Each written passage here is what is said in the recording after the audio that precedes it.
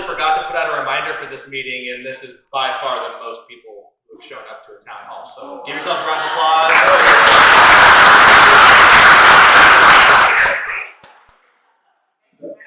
Oh, absolutely. Well, first I apologize for being late today.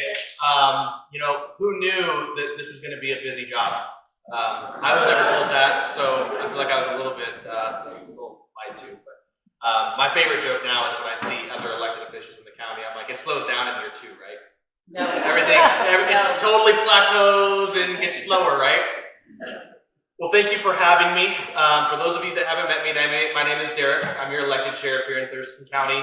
I've been trying to go around to all the different districts and hold a town hall in every region across the county so that anyone who truly wanted to meet me had the opportunity to meet and hear from me and kind of hear about some of the stuff that we're doing at the sheriff's office, some successes that we've had, some failures that we've had, some challenges that are ongoing, and just kind of lay it all out there. So, for the structure of this, I usually try to keep my presentation fairly short and then open it up to more of a Q&A portion so that anyone in here can just ask whatever question they want. That seems to be a better driver of the conversation because I can ramble for quite some time if you guys don't keep me in check. So, like I said, just a little bit of background for me. My name's Derek. I started my law enforcement career with Lacey Police Department. I was 19 years old when they hired me as a cadet. After being there for about 2 weeks, I knew that law enforcement was what I wanted to do for the rest of my life. And you know, as a cadet, you kind of get bored real quick because there's only so many times that you can take the same person to jail and not do any of the cool stuff before you're like, you know what, I think I'm ready to graduate. So I began applying and, you know, a little bit of adversity. Back when I was trying to become a police officer, we didn't see the vacancies that we saw today. So you know, when I tested with Lacey Police Department, there was 1 position open and there were 100 applicants. So I didn't get hired on by Lacey, and then I was really frustrated, but I knew this is what I wanted to do. I then was getting ready. I really wanted to work for either Tumwater Police Department or Lacey Police Department. Tumwater had a great reputation, so when you go to public safety testing and you want to be a police officer, and I'll describe that process a little more in detail later, but when you go through that process, basically it's 2 for the price of 1. So that's how they get you. They're like, you may as well put down a second agency. So at that point in time, I put down Tumwater Police Department, I put down Lacey Police Department, and I to this day don't know why I put down Olympia Police Department, but I did.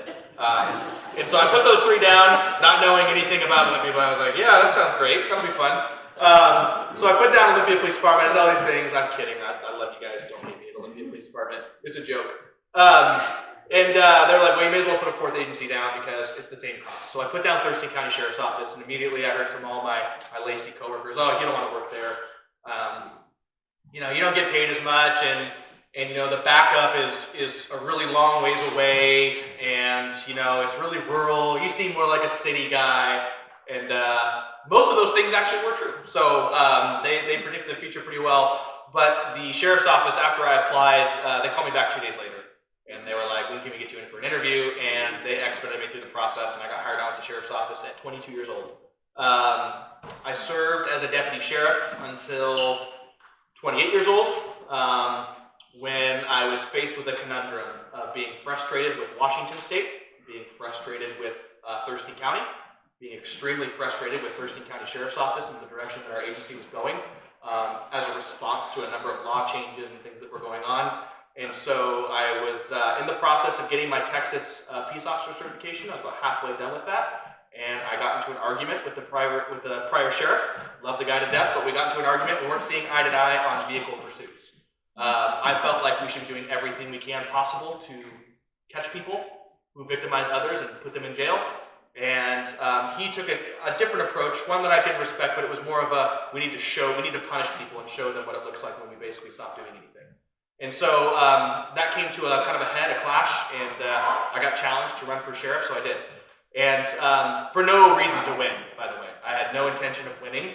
I'm basically a kid. I don't belong there. I just want to prove a point because sometimes I can be petty like that. But truthfully, I wanted to bring some conversation to the sheriff's office, right? I mean, like, when I was a deputy, you know, all the same problems that are facing us today were still present. We just didn't talk about it.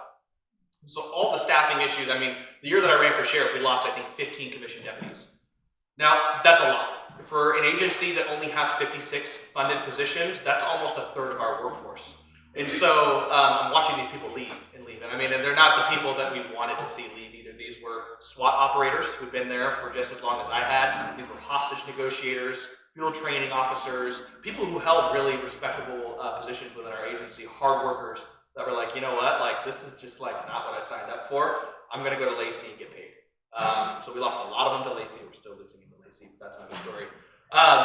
But there's a pay discrepancy and all these different things were pulling people away. And so I truthfully just wanted to bring some of the issues to the forefront. Because, you know, as much as I would not look forward to running for office again in 3 years, we don't get any better with uncontested political races. We just don't. And that's what we were staring down the barrel of, was an uncontested sheriff race. So I thought, why not throw my name in the hat and just start bringing up some of the issues, because if the tide rises, we all improve. Then I won. And so I'm like, okay, now what? I don't know what I'm doing. So the first step in all of that was I had to pick a really good team. Because if you're young and inexperienced, but you want to work and you want to learn, you got to have people to learn from. So I went down the list of people within my agency that I worked for, and that's a really unique position to be in when you've worked under people and you get to see how they treat you when they have no reason to treat you well. I mean, yeah, you're their subordinate, but I really got to take a peek at people before I knew them, and that was a huge thing for me. It's really easy, you know, as soon as I got elected, everyone wanted that undersheriff spot.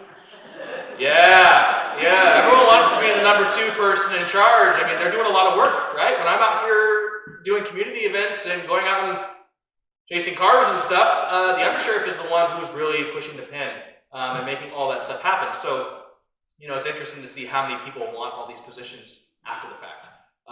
But I came from a perspective where I got to really understand the inner workings of the sheriff's office as, you know, just someone at the very bottom looking up. And so I chose a number of people within the agency, and, you know, even looking back now, they were absolutely the correct pick. These were individuals who were highly respected. You know, my patrol guy is Chief Mencius. He's been a SWAT team operator for like 25 years or whatever it is.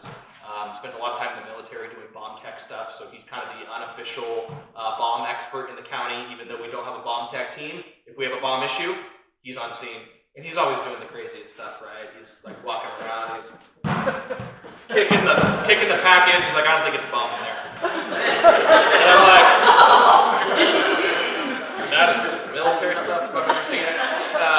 Meanwhile, I'm like 600 feet away with my ears plugged, right? And so, but those are the kind of people that you want to follow into the fray. Chief Carter, she did detectives, all these different things, super involved in her community.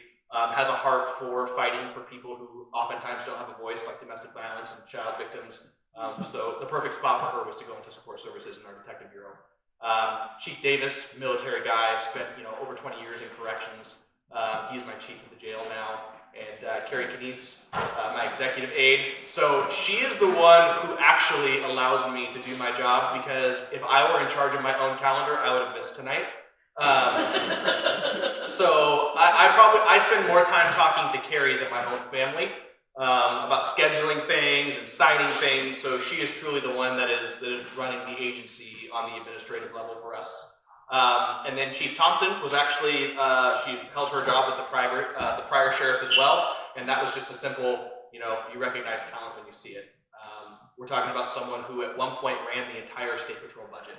And so that's a big budget if you've ever looked at those numbers. And now she's been serving with the sheriff's office, I think, for 8-9 years now.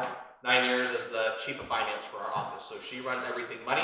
It turns out money is really important, and you don't want to mess those things up, because then the auditor comes after you. So Heidi gets the fun part of me basically coming back to her every single day and saying, I have a really good idea, it just costs money, and she tells me why we can't do it. So Heidi is very important. And then Chief Pearsall was the final choice that I had to make. I did not have an undersheriff at the time that I won. I still had to choose. Chief Pearsall helped me out a lot during the election process.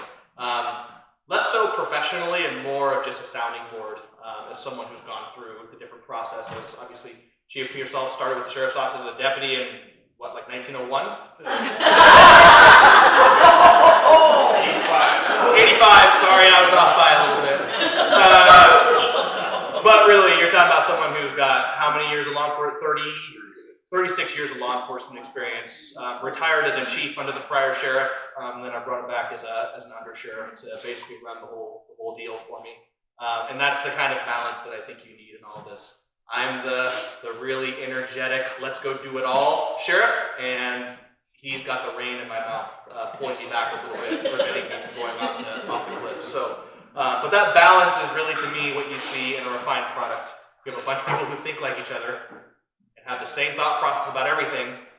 You're going to get the same outcome every time. It is only through the conflict of opinions and ideas that we actually come out on top and develop something that looks like it was well thought out and all the different outcomes were considered. So that's my administration. I rely on them heavily to do a lot of the work within the office. And so that kind of brings me to what we've been working on. So there were a couple things when I took over. On day one, I asked for a staffing report. I wanted to know how many vacancies we had, where we kind of stood with all that. And the second thing, and even more importantly, I needed a crime report. I need to know, I mean, in our world, that's the bottom line, right? That's your revenue. We need to know, what does crime look like? Where does it look bad? Where does it look not so bad? That way, as we move forward and we implement new ideas and new programs, does it increase? Does it decrease? Because if you don't have any way to measure that, then how do you know what's working? And then that was when I was told that we actually don't keep track of crime at Thurston County Sheriff's Office, that there hasn't been a position allocated to do that. And that's a challenge. So there was a process in place. So we had a crime analyst position that someone was hired into, but then there was really a need for IT support, so they kind of got moved out of it, and then it just sat vacant. And when I took over, it was actually in the process of being converted to something entirely different. Now that person's only job is to analyze crime, which is something that we didn't have. So I put a stop to that process. It took us a while to find the applicant that we wanted, but we did just fill our crime analyst position after 9 months of searching. So I'm really excited about that position. They're still getting their feet wet. They're still learning the job and all the different things that entails. But soon we will have an outward-facing crime map for the public to look at, so that you don't have to listen to me talk every time you want to know what's going on. You can go right to our webpage and kind of look at a breakdown of everything that's going on. So that's going to be a huge thing for us. We've had a crime map in the past, but again, it's something that you can't just, crime is evolving. You can't just do it once and say, well, we did it. So it has to be something that's continuously kept up on, and so I'm excited to have that position. The other issue, right, and we'll get into some of the funding stuff, but when you have an agency that's extremely understaffed and underfunded, the crime analyst allows us to really focus our resources in a way that is much more efficient. When you think about, we are the last agency in this area not to have a crime analyst. Most agencies that have entered the 21st century have been compiling data and then pointing their resources where the data makes sense. We've been driving around looking for stuff. That kind of gives you an idea that this sheriff's office is way, way, way behind the wheel when it comes to a lot of the different things that we want to achieve. And like I said, when you're dealing with staffing woes and funding woes, the crime analyst is kind of a gold mine for really narrowing down the resources that you do have and pointing it in a direction that's actually going to make a difference for people. So excited about that. We'll keep everyone up to date on kind of how we're using the crime analyst. I mean, a good example is we don't really have an ability right now, if you have a chronic speeder in your neighborhood, to really do anything about it. We've got 7 deputies working for 150,000 people, and they're going call to call to call. They don't really have time for something like that. What we do have time for, however, is for a crime analyst to compile all of the speeding complaints and then actually issue out an overtime detail for a deputy or a traffic car to go hit that specific area where statistically there's problems. So that kind of gives you an idea on how, instead of just aimlessly driving around for stuff, we can focus things down and make an impact. So that's the crime analyst. So we'll kind of go into some of the budget stuff a little bit. There's a number of challenges in our budget. I have two budgets essentially to oversimplify this. I have a law enforcement budget and I have a corrections budget. The corrections budget has a bunch of different funds that fund it. There's general fund, which is basically, you guys pay property taxes, I assume, just like I do. But a lot of people, including myself, I actually just use the county's new tax calculator tool. So if you haven't done it, you Google it, type in Thurston County tax calculator. They'll actually give you kind of like a refund, like a receipt of what your taxes are going to. And when you actually calculate it out, so my taxes are about $4,500 to $5,000 a year for my property taxes. Yes, I live in a little home. And so I'm going through this, and when you go through and you look at it, Out of the $5,000, $80 goes to the sheriff's office. $80 a year. That's what goes. That's what my tax receipt says goes. 300 of it goes to the county as a whole. The rest goes to the state and schools. That's where your money is being spent. So you can see why it becomes frustrating for your county commissioners and whatnot when they're getting such a small piece of the pie. But then we have to go beg the state for money. For anything that we want to do, we got to go beg the state. And the state has become notorious now for unfunded mandates. Unfunded mandates continue to kill us. Hey, we think police officers need more training, and everyone here, I think, agrees. So we're requiring more training, but there's no fiscal note attached to it. Figure it out. And so the constraint for the county gets tighter and tighter on how we're supposed to. I mean, they've got a new patrol tactics training, and I don't even know what that is yet.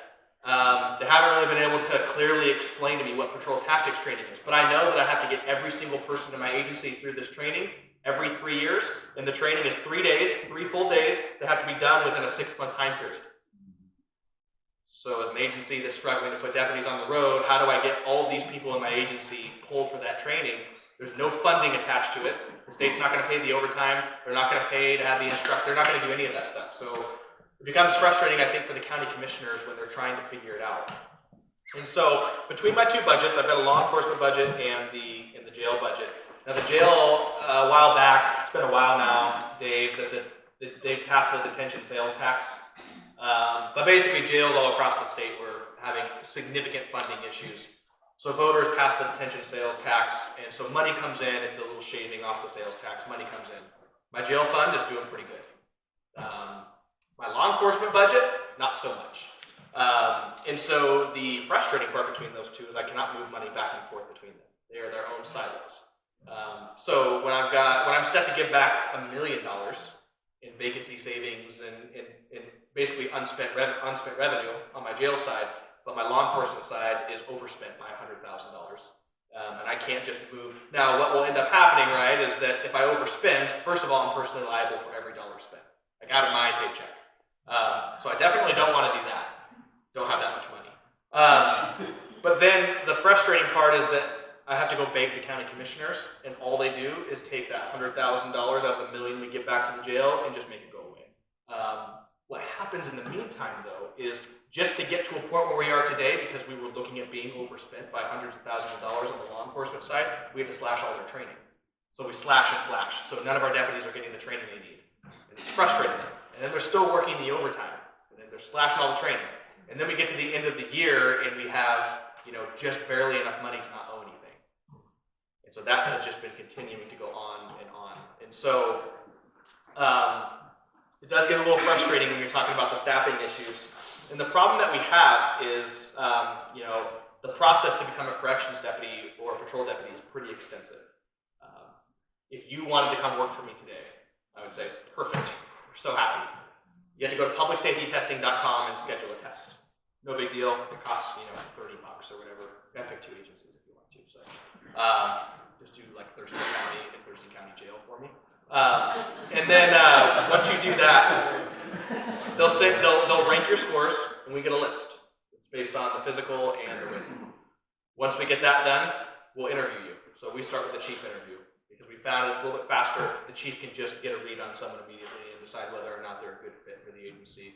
Ask about home life, moral priorities, all those different things, right?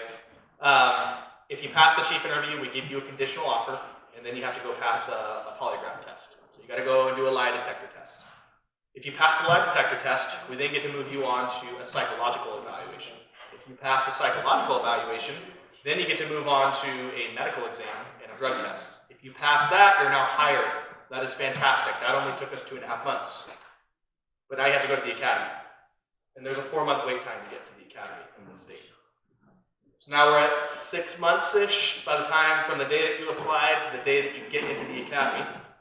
The academy is 5.5 months long. They keep extending it. We're training, right? That's fine. It takes a little bit longer to get people through the academy. So now we're sitting at about 11 months. But now that you're out, you're not free yet. You have to go do field training. You have to actually go learn what the job looks like under the supervision of the training officer. That's 3.5 months. When you're done with that, you have a check ride for 1 week with a sergeant to bless you and make sure you're good to go. So about 13 to 16 months later, we can get you on the road. Then someone over here tells me I'm retiring next week. And I'm not sure how I'm supposed to make those two things lined up. I get 2 weeks notice that someone's retiring, and then it takes me 14 months to actually fill their vacancy. So that's what happened this year. The second issue that I had, especially, it was between both bureaus, but when I got elected, we had one part-time background investigator to do those phase 1 reports. And for every applicant, it takes about a month and a half to 2 months, just to do the first phase, which is the general background stuff, where they go into every element of your life. I knew right away that one part-time employee probably wasn't going to be enough for that. We hired a second part-time employee, and we still knew that wasn't going to be enough. We then created 3 more part-time positions. These are all retired police officers. And the reason they're part-time is because if they work more than 690 hours in a year, they lose their retirement benefits. So it's a system that works because it's not a permanent position, so if we don't need you anymore, we can just leave you on standby. But at the same time, we can use you up to those 690 hours. We're actually up to 5 part-time and background investigators right now. 3 of those aren't even funded. We're using money that doesn't exist. We're using what we know are going to be vacancy savings in the jail to pay for that stuff. We let that sit for a couple months, got the background investigators up to speed. I had a meeting with them to kind of figure out where we are in the agency. Since then, our corrections vacancies went from 11 to 31. So we have 31 vacancies in the jail. For the patrol side of the house, we hired 8 and lost 8. So we netted out at 0 for them between retirements and whatnot. So then I met with our background investigators and realized that we need closer to 10 to actually get the amount of volume we need for retirements and people leaving for more pay or whatever it is. And so that by far, you'll hear me say it a bunch tonight, is the biggest failure so far that I've had in office, is that my entire goal has been to improve the staffing. And what I've realized is we weren't even remotely close to the infrastructure to get there. One part-time background investigator for 40 vacancies. We were never, ever going to get there. So what we've done now, we now have 5 part-time background investigators. We're opening up 5 more. We've also signed a contract with a third-party company to do backgrounds for us. They can only do 4 a month, but that's 4 better than we had. And then the last thing that we're doing is we are opening up overtime for sergeants potentially to do backgrounds as well. So it's kind of an all-hands-on-deck thing right now to get as many, because if you don't have those phase 1 reports coming in, we can't schedule the rest of the stuff. We can't get conditional offers. The chief can't look at people. And so we're working really hard to try and resolve that. But one part-time background investigator wasn't going to dig us out of the hole. So that's basically where we are for the hiring stuff. So as a result, recently I had to declare a staffing emergency in the patrol division. Sounds like a big crazy thing. Really what it allowed me to do was move people around in violation of the collective bargaining agreement. So basically the union wasn't able to get in the way of, or I just needed to move people into bodies to free up positions and alleviate some of the overtime. Like we talked about with the budget stuff, one of the most frustrating things is that I am funded for $26,000 a month for overtime. So that's what the county has allotted for overtime every month. We are averaging close to $105,000 a month, roughly, in overtime to meet that 7 deputies. That's what we need to maintain the 7 deputies working at any given point in time for 150,000 people. We aren't even close. And I've had this conversation over and over again with the county commissioners. Until that is fixed, until we get to a point where we have the proper funding for overtime, the only way that I can offset that, because I can't steal from the other budget, is to slash training, not let anyone go to training. But then it just makes the deputies upset, and then it makes the community upset, and everyone's upset because we have tired, untrained deputies. But that is the only way that we can cut that budget down to a point where now, this year, we're going to give back maybe $100,000 roughly. That's 1 month of over. If we had a significant event in downtown Olympia right now, I'd owe money. That is how on the fringe we are as far as trying to keep that budget in balance. And so on the jail side, it's a much more unique problem. Because I think there's over 2,000 police officer vacancies in this state. Because there's so many police officer vacancies, corrections deputies are jumping ship. It's more pay and it's a better retirement system. And never has there been more opportunities for people to get hired on to be fully commissioned law enforcement. So I mean, in 1 week, Federal Way called me 3 times in a row to let me know they're taking another corrections deputy. That's in 1 week. And at some point, you just stop answering the phone for restricted calls, right? You just don't even want to know anymore. So that's been super frustrating because we want to staff jail. The only reason that we don't have a complete disaster of staffing in the jail is that we have suspended work release, which is basically like our low risk, daily exiting. They go out and they work and then they come back for the night. We've suspended work release, which freed up 14 positions, and then we also suspended electronic home monitoring, which freed up 4 positions. So really in the jail, we're closer to being down 12 than 30. But it's still not good. I was able to secure a financial package for the jail that's temporary. It's double time for all the overtime they work, because they're working a ton of overtime too. But that expires on January 1. So we bought a little bit of time, and we've seen now that our background investigators are fully trained and up and running. I mean, this month we've got 6 conditional offers out for the background. So it's starting to speed up, but it's just been, I don't know if you guys know this, but government works slow. If you guys have any confusion on that, it is a slow process. I tell myself it's on purpose. It's because we want to be sure and methodical. But sometimes, it just is what it is. Anytime I need something, I got to get on the county commissioner's agenda and then wait a week, and then then they have a week to decide. It's nothing that we just make decisions and we move on. So it is a slower process, but that kind of gives you guys an idea of the budget stuff that Thurston County Sheriff's Office is dealing with. The issues in Washington State don't stop with Thurston County Sheriff's Office. If you were to rank every state in police officer per capita, we're 51 of 51. 51 being that we're behind District of Columbia as well, if you count them as a state. So we are dead last in total officers per capita. And then here in this state, Thurston County Sheriff's Office is ranked 38 of 39 for sheriff's offices and deputy per capita. We're right at about 0.6. 0.6 deputies per 1,000 people. So we don't even have a full deputy per 1,000. And so that becomes kind of frustrating on the law enforcement side of things because we're not doing anything by industry standard because we couldn't possibly do it. When you look at like Olympia Police Department and Lacey Police Department, they all get to write policies that say, anytime a deputy is going or an officer is going to a violent call or may have to arrest someone, it's a minimum of 2 officers. Well, you die. You would die if you were waiting for that second deputy to get on the scene. You truly would. The response times to get a second deputy down here to the Rochester area is going to come from as far as Steamboat Island. Because that's on the west half of our county, those 2 deputies, there's only 1 in each district and they back each other up. So if you can imagine the county kind of divvied up into 5 districts. This district is our David district. It's the Rochester. It goes along the Grays Harbor and Lewis County line all the way to Bucota and Skookumchuck Dam. And then it goes to Military Road and then up to Offutt Lake and then over to Maytown. That's 1 deputy. So they're responsible for Rochester, Tenino, Bucota, Maytown, Little Rock, and basically all the way out to Gate Road and all of that. So that's 1 deputy who's running back and forth throughout the day. And then north of that, everything along the Capitol Forest line up to Mason County, all the way up Steamboat Island and Cooper Point Island to Olympia and down to Tumwater is 1 deputy. So that's the Adam district. And those 2 deputies are yo-yoing back and forth all night, backing each other up and going to calls. And then we have our Edward district, which is everything east of Military Road. And then it kind of goes up Rainier and into Yelm, just south of the Nisqually tribe. That's all 1 deputy. So the Edward district has 1 deputy for Yelm, Rainier, Clearwood. That's got 1 deputy out there. And then up north, where there's more call volume and more stuff going on, we have 2 deputies in the Lacey area. Everything north of Pacific Avenue from Olympia to Pierce County. That goes up Johnson Point and Meridian, and the other one is not Johnson Point, Boston Harbor. That's 2 deputies. And then we have the Charles District, which is kind of just right in the middle of the county. The Amtrak area, that's 2 deputies as well.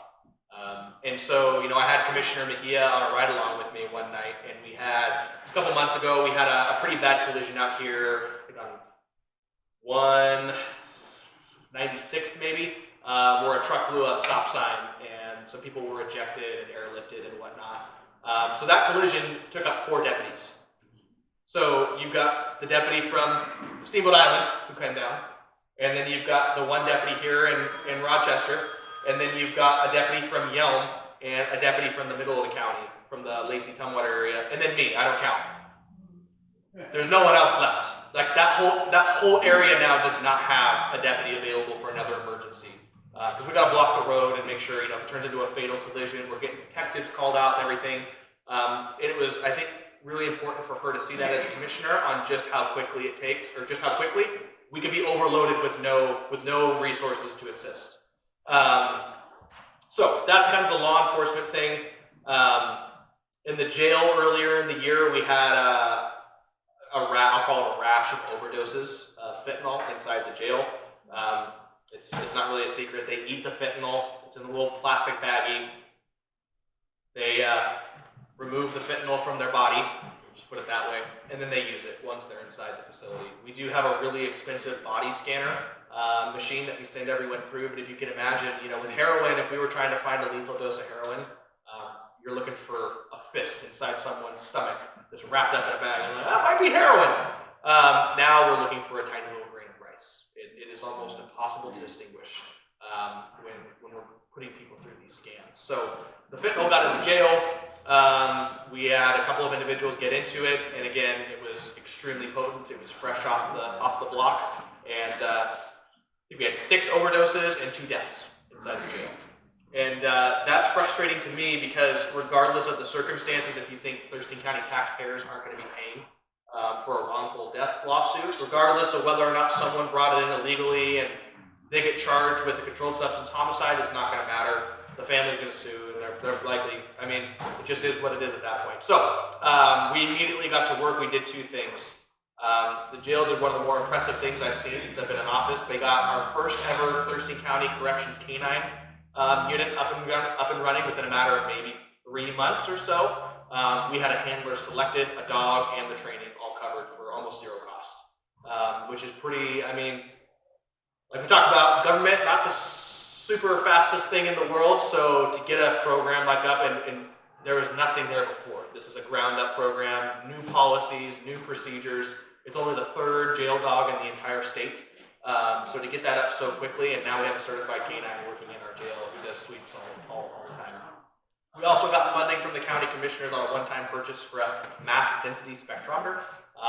The best way I can describe that is a fentanyl detector. It has the ability to do open air, it can do gases, liquids, powder substance, basically able to actually dial in if you have a substance like fentanyl. That actually was brought up to me by risk management.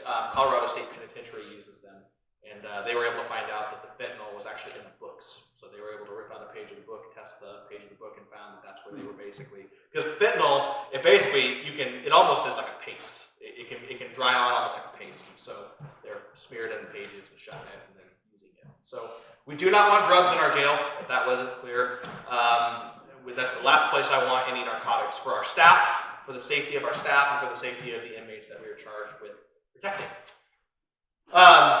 So yeah, that is, in the last town hall, like, what's the most proudest thing that you've done so far? I'm like, well, I didn't do it, but the corrections administration and deputies getting that program up and running in record time was extremely impressive. So the other thing that we had going on, if you actually go and look at the constitutional duties of a sheriff, there's not much in there. My job is to arrest bad guys who bleed, serve civil papers, run a jail if the county commissioners don't want to, and the last thing in there is that the sheriff, and solely the sheriff, is responsible for suppressing any riots that occur in the county. In 2021, some laws changed, and the previous sheriff dismantled our entire riot response team. And I'm like, whoa, kind of says we have to do that. There's not a whole lot of things in there. There's a lot of stuff that's optional, and suppressing riots is one of them. So when I got elected, I was really concerned about that. I reached out to our prosecutor, and he was like, yeah, you should do something about that. So we are in the process of establishing a team backup. And again, that's just, you look across this county, and none of our agencies are big enough to deal with these problems alone.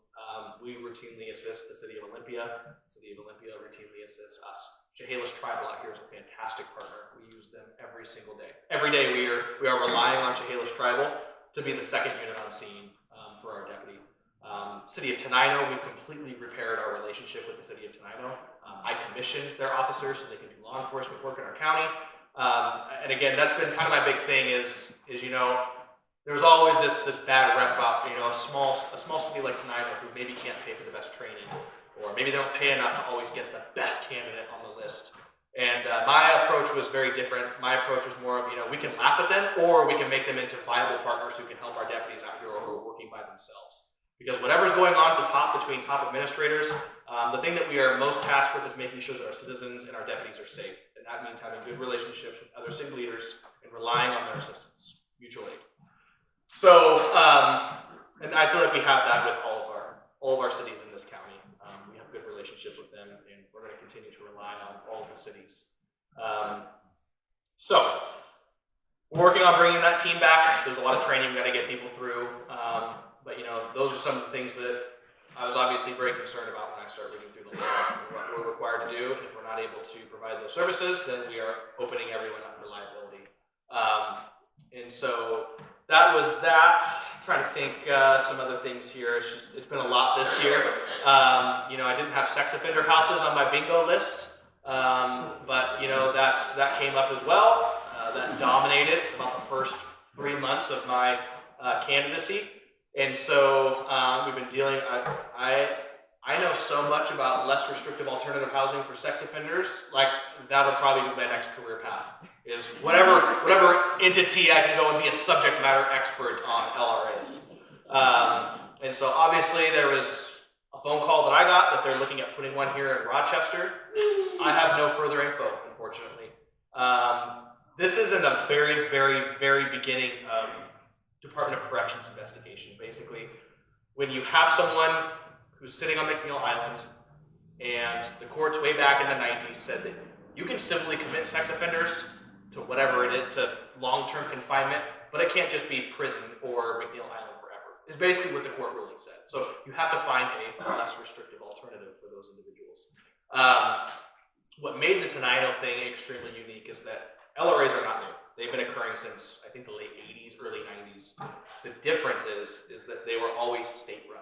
So the state would buy a group home, and the state would monitor these individuals and make sure they were complying. If you don't comply, you get shipped back to the island. That's how that works. What made this unique is that in 2021, the state, like everyone else, had a conundrum where they had a bunch of money, and they were having trouble hiring people.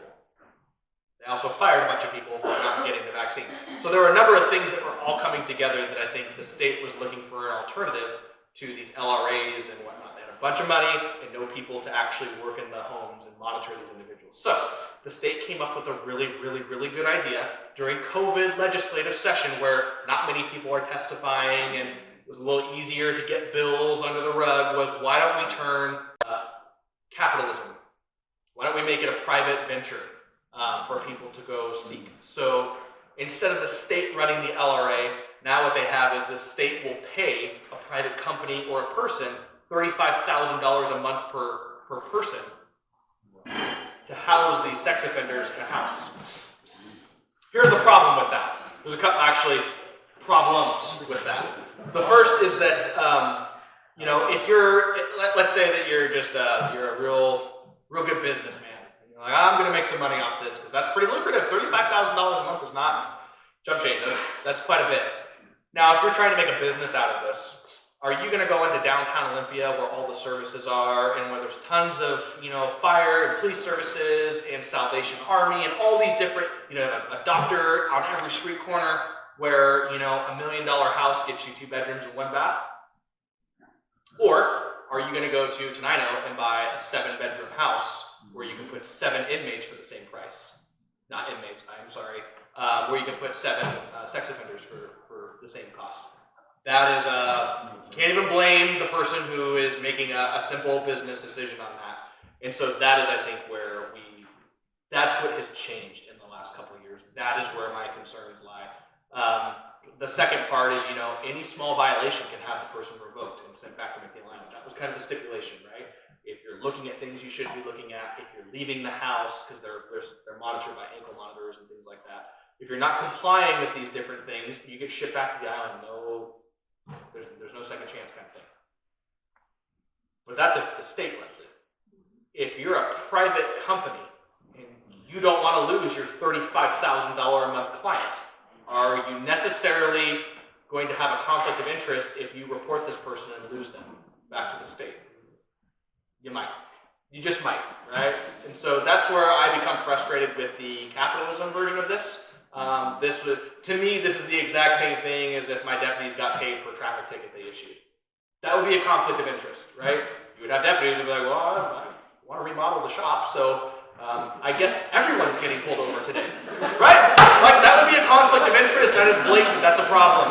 To me, this is the same thing. This is the same thing. It's government work that should be done by the government, because the government shouldn't have an interest in all the other things that come with it. It's just a cost of doing business. We don't like for-profit prisons in this state, but somehow we managed to profitize sex offenders. That's just a weird thing. So, had a lot of conversations with Representative Couture and Griffey, and we're trying to work on some legislative stuff. I mean, they even had a bill ready to go that had bipartisan support in the legislature last session, where DSHS had to give proper community notifications moving forward, and the governor vetoed it and said it was too much work. So it is an uphill battle for this stuff, but we're still working on it. So that's the sex offender thing. I wish I had more information for you guys. As soon as I have something concrete, I will do my best to keep everyone updated. I feel like we've done that pretty well so far. I mean, like, I don't sit on information. When I have it, it goes out. Because I feel like you guys have a right to know what's going on in your neighborhood. The legislative stuff, and this will kind of be the last thing that I probably talk about before I open it up for questions. I spent a lot of time lobbying up on the Hill when I first got elected, which is crazy because, like, I didn't even know what I was doing yet. I was just showing up and being like, this is a cool bill and you should pass it, basically. But learning about how, you get kind of like the high school breakdown, obviously, in high school of how bills are made and like what's going on, but to actually go up there and be in it and listen to people talk about like how the process works, it is mind-baffling. I mean, you get into positions where you think that this is a democratic process, right? And that you've got a bunch of people who get elected to go be senators and representatives, and then if you get a number of them all together to support something, it passes, in theory. And what you really find is that some key individuals hold very important positions within the different committees, and those people can stonewall whatever they want for whatever reason they have. It doesn't matter, and not all the time does it make sense. Our pursuit bill, our pursuit stuff, trying to fix the pursuit laws in this state was like a roller coaster back and forth. It was maybe only a month into the legislative session that we had bipartisan support on a bill in both the House and the Senate that matched perfectly, that restored police pursuits to law enforcement for criminal offenses. So couldn't pursue for taillights like we did before. Totally fine, don't care. At least we could pursue under certain circumstances for anything that was a crime. And that went on for a month. And then all of a sudden, it got shut down by one person. It's like, nope, I don't want it. And you're like, well, hey, you're just one person though, right? And you come to realize that one person sits on a very important position. And so what you find, I think, in the House, and I'm learning this as I go, is that you don't need to go rally support from a number of different representatives. You just need to figure out who the one person is that can make or kill the bill. And that person holds all the authority, really, when it comes down to it. So that was really interesting to learn. I was pretty excited, though. I testified on a number of the pursuit bills. And I took a little bit different angle because, of course, you have the two conflicting teams on this stuff, right? Police pursuits are dangerous, and then you have the other side of, well, so is letting criminals do whatever they want. And those two, they clashed in the legislature, and I understood both sides of it. One thing I did come in and testify on pretty heavily was in favor of pursuits for domestic violence crimes. And my argument for these was basically like, listen, like, there are a number of crimes that occur in our community that are totally random. There are crimes of opportunity. A lot of time that's going to be burglary, theft, all these different things. But domestic violence is not a crime of opportunity. It is a crime of repetition. If we don't catch this person after they've assaulted their spouse or violated a protection order or whatever it is, they're coming back. That person isn't just going to be like, the person who stole my cell phone, I doubt they're coming back to the car. No, this person's coming back because there's a domestic relationship between the two. So after all, and these pursuit bills were so heavily legislated, and people debated them, to the witching hour, up until the deadline, and the only change that was made was we were allowed to pursue for domestic violence assault. So I was pretty excited because I chatted with all of them, and they're like, yeah, you're the only reason that one even passed. So I did get a little bit of domestic violence is something that's pretty important to me, as far as preventing and also making those arrests when it does occur. And so to see some of those changes occur, and we've pursued a couple DV assault suspects and gotten them into custody. And with those types of crimes, you just never know what the butterfly effect looks like and whether or not that victim's life was saved as a result of getting that person into custody when we have the opportunity to. With that being said, when you look at our crime statistics, and this is what baffled me about the pursuit stuff, is that the laws were changed in 2021. And it basically was a pretty easy to read handbook about what we could and could not pursue for.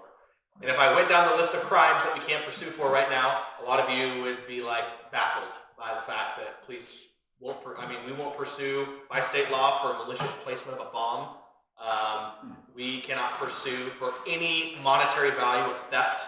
So if someone managed to pick up your house and steal the whole thing, we wouldn't pursue for that. Auto theft, not a pursuable offense under any circumstance. Burglary, not a pursuable offense. So if you catch someone in your home and hop into a car and flee, unless they were armed with a deadly weapon, it's not a pursuable offense. Violation of protection orders for domestic violence, still not a pursuable offense. Stalking, not a pursuable offense. You go down this list of crimes and you're like, this is pretty significant. And the whole theory is we'll just catch them later. It just doesn't work like that. I think I've been trying to get more people on ride-alongs and kind of peeling back the curtain a little bit behind law enforcement to show people exactly why it's not CSI, why it's not like the movies, why we don't have someone on the other line who's solving the crime for us as we go. And so it was frustrating mostly because we knew where this was going to go. We knew we'd see certain crimes spike and other crimes that we could pursue for not spike. In 2021. From 2021 to today, there's currently been a 63% increase in auto theft across the state. And that is substantial. You don't ever see a spike like that. When you look at the graph, it's through the roof, where it was kind of stable for years. And it's not a secret. If you're in a stolen car, we can't chase you. That's the bottom line. And that one is still frustrating because people who are in stolen cars use those cars to commit more serious crimes and more petty crimes as well. But they use them to commit more crimes. And so everyone's like, oh, dude, just get the plate. I did. It comes back to a victim. It doesn't help me. The windows are tinted, and this isn't CSI. And so that's where it becomes kind of frustrating in all this, is trying to figure out how to solve that issue. In some ways, it comes across all the police are just complaining. They don't want to do their jobs. We're like, well, show us if you have an idea out there. And so the state did offer up a grant that we're working on for Star Chase, which is a proprietary pursuit alternative technology where it shoots the little GPS dart out at the car, and then we can track the car. So we are applying for a grant for those, but they're not cheap. It's basically 10 grand a car. So if you've got 56 cars in your fleet, it's over $500,000, and there's an annual fee. So it's not like it's something where we're just like, oh yeah, it's all good, problem solved for 2 peanuts and a Snickers bar. We were able to fix the pursuit. It's a significant issue. We're going to continue to see some of those things continue. So we're working on it. I'll continue to testify in favor of a balanced pursuit law. Not here saying that we got to go back to chasing cars for no turn signal and driving reckless and everything, but it's one of those things where we just need balance. And one of the conversations I've had with our legislators is that there needs to be more nuance in the law that doesn't give people a playbook on exactly what they can get away with. That is the problem. I committed a shoplifting. It doesn't say it on the list here. Let me test the theory out. Yep, they didn't chase me. It's not complicated. It's super straightforward, and there needs to be more nuance to where when the lights turn on, there's a question mark. Am I going to get away or am I not going to get away? Because before the law changed, no one ran from the sheriff's office. I'll tell you that right now. Hey, I chased him. That was me, right? I like to find people that don't want to be found. Like I led the sheriff's office in pursuits. Responsible pursuits, mind you. Responsible pursuits. There's a balance there that we always have to risk. Not at 2 p.m. in a school zone, but at 2 a.m. down Gate Road. Yeah, I might entertain that stolen car and get that. I mean, we just chased a DUI suspect just down the road here. And again, that was a vehicle prowl, and then they're exhibiting some signs of impairment, and then next thing you know, they tried to smash into one of our deputies head on, so we chased them. We got them into custody. And, well,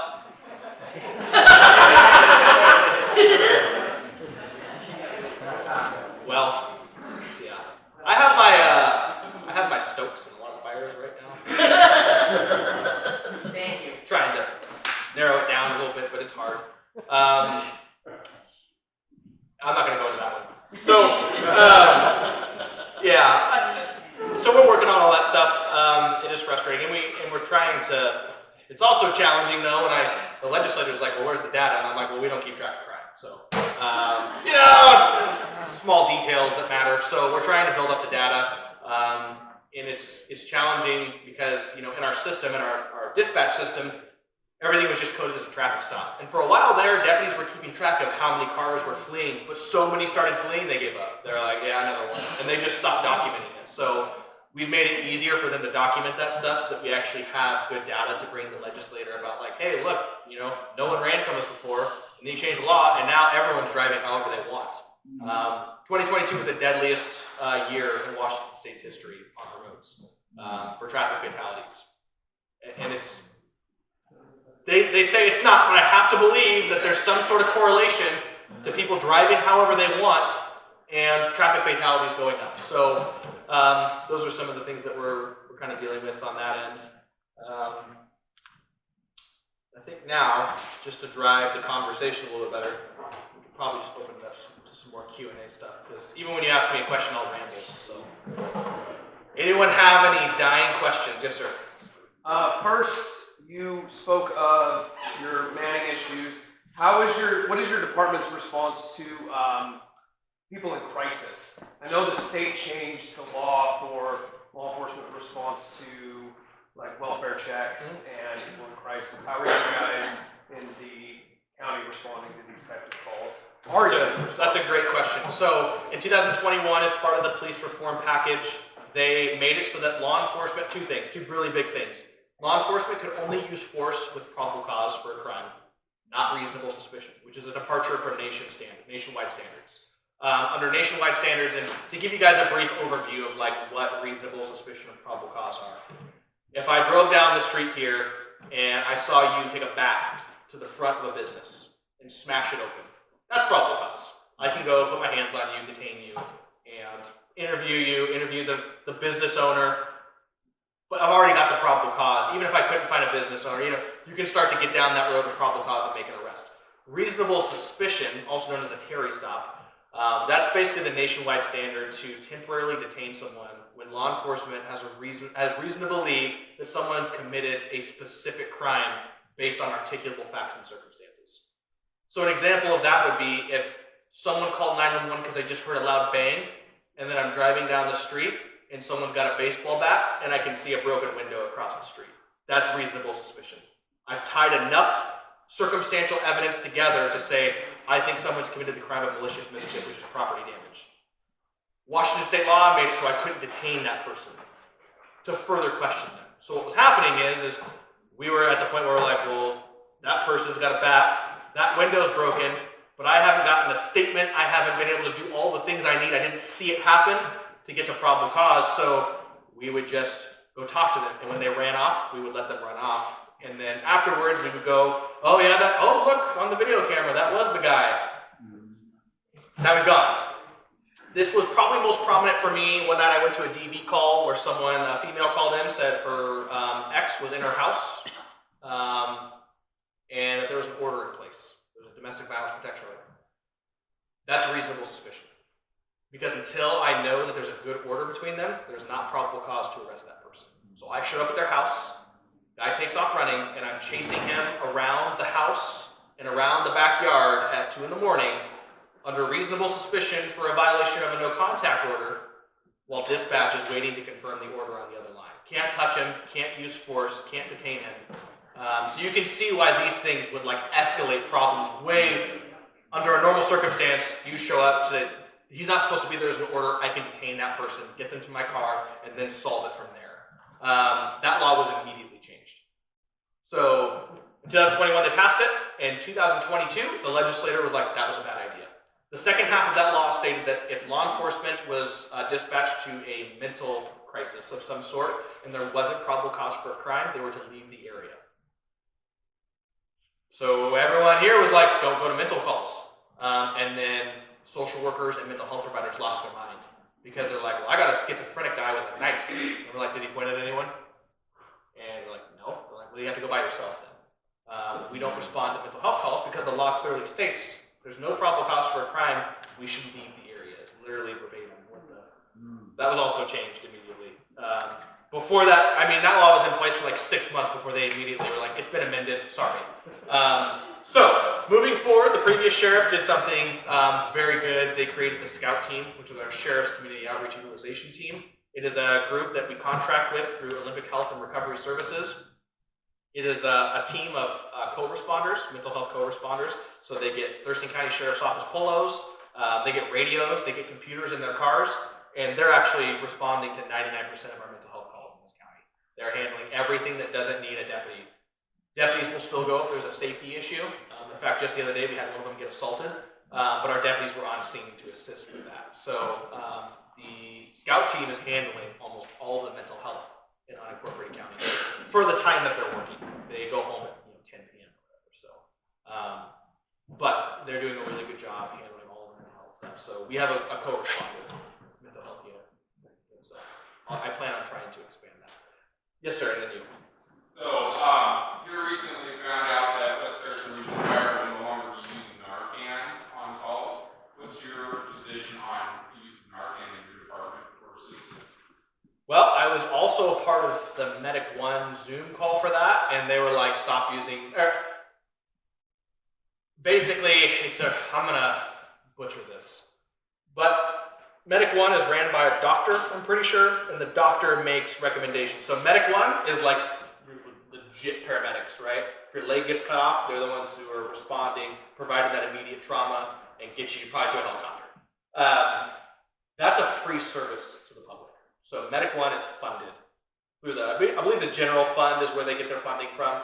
So Medic One is who deals with all our advanced life support stuff. So if there's a gunshot, if someone goes into cardiac arrest, you get Medic One.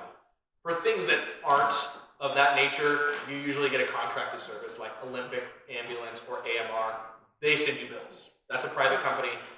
They send you bills if they end up transporting you or giving you any aid. The doctor, now I'm butchering this, so God, stop recording, please. I'm kidding. That was a joke. The doctor who runs all this, from what I can tell, it basically doesn't allow any of the contracted ambulance services or like the firefighters to administer Narcan. But then you got this kind of weird thing on the other side where law enforcement does have Narcan, but we don't report to the doctor. That makes sense, right? So we're kind of doing two different things at once. I have recovered a lot of people on Narcan. I think I'm like 9 for 9. Like they all came back. I'm happy. That's great. We have Narcan, we use it. I think the doctor's theory behind this is that when Olympic Ambulance, for instance, shows up, right, and their job is basic life support. So they're there for your bumps and scrapes and concussions and whatnot. When they show up and they Narcan someone, a lot of times those people wake up very violent. They wake up extremely upset. They're not happy with what's going on. You ruin their high, and we've ended up fighting a number of them after they come to. And I think the concern for them is that the Narcan actually isn't the most important thing. It's airflow into the brain is what you're actually looking for. So the opinion that I got from the doctor, from the brief conversation that I had, was that really, if you guys, if law enforcement or BLS is showing up on scene, the best thing you can do is open up their airway and breathe for them with the bag valve mask. And Narcan actually isn't maybe the most effective thing because most of the time we're getting there like 6 or 7 minutes before Medic 1 gets there. And by that time, Medic 1 can actually go through the vein and do a bunch of other stuff that we don't have access to. So when it comes to Narcan use for firefighters and law enforcement, I don't really have an opinion because I'm not a doctor. We carry the Narcan. Like, it's tough for me to see a cold body on the floor and not try to get this person back to a point where they're not cold anymore, even if that means they fight me.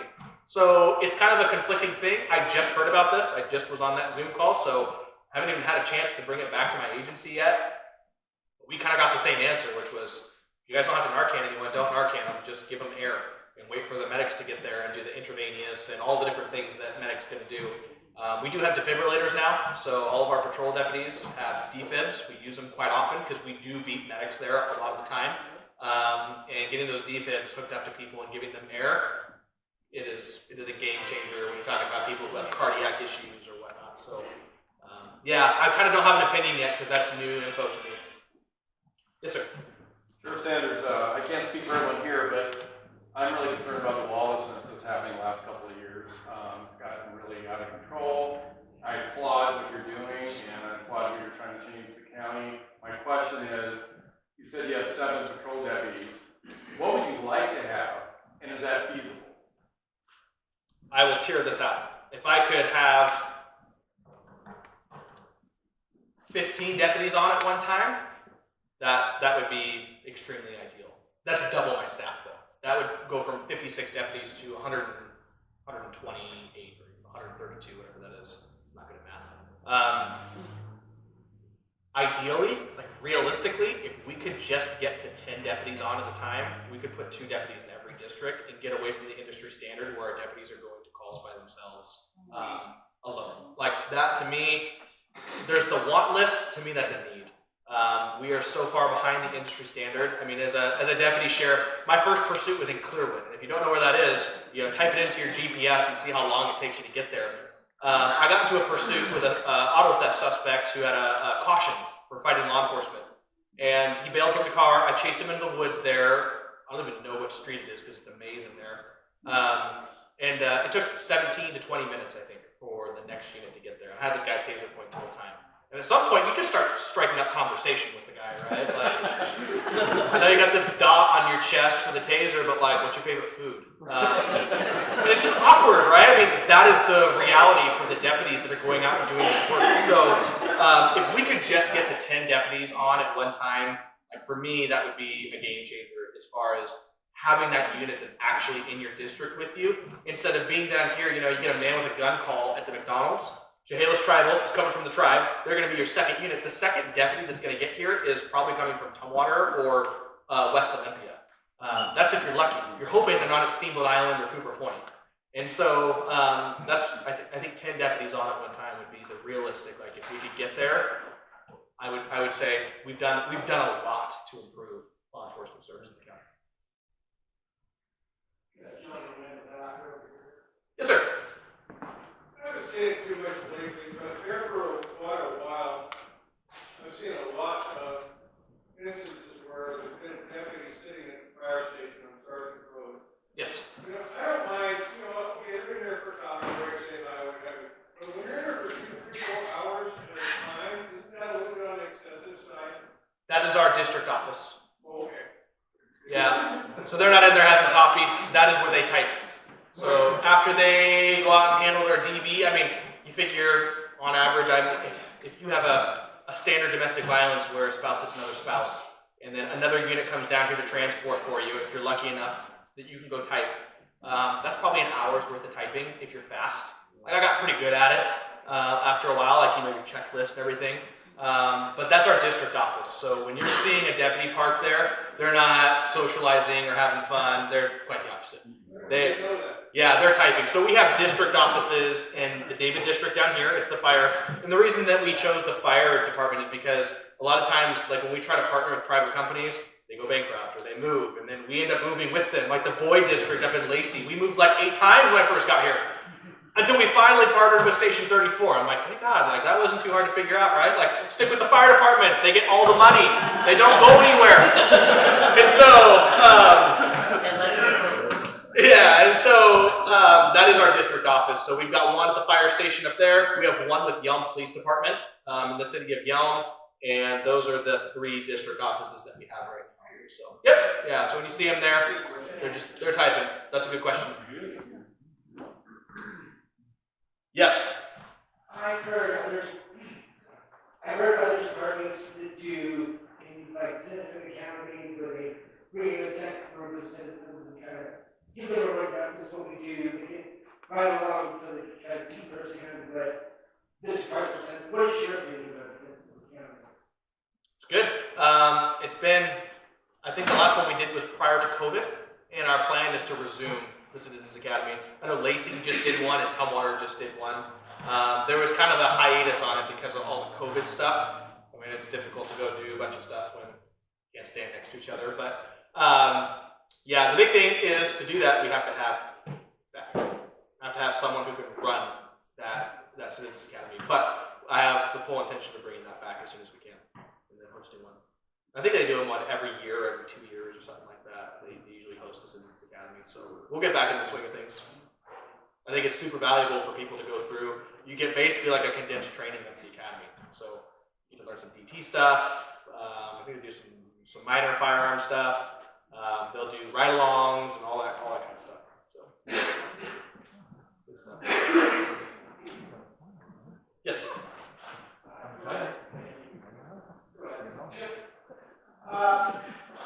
Washington State is 51 as far as per capita officers do.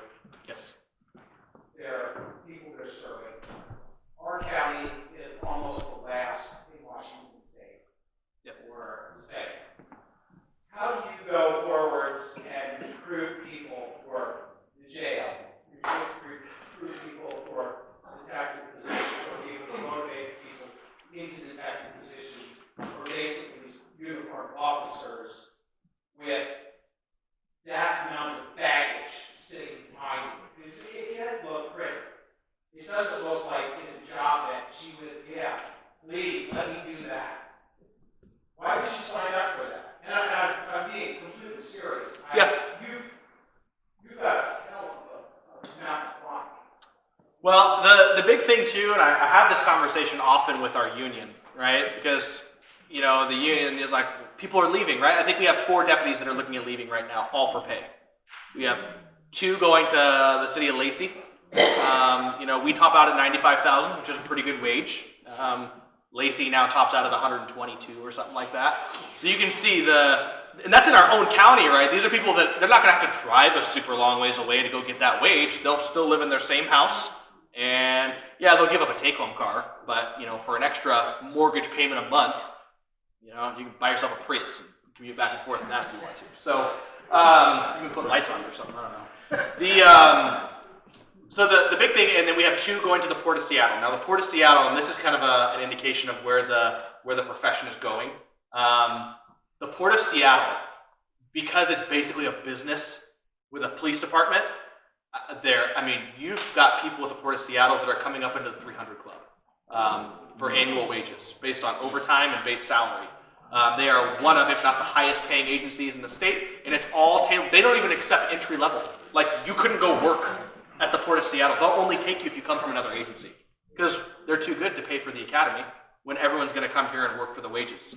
So we've got 2 deputies that are going up there, and they're basically like, it's a business decision for my family.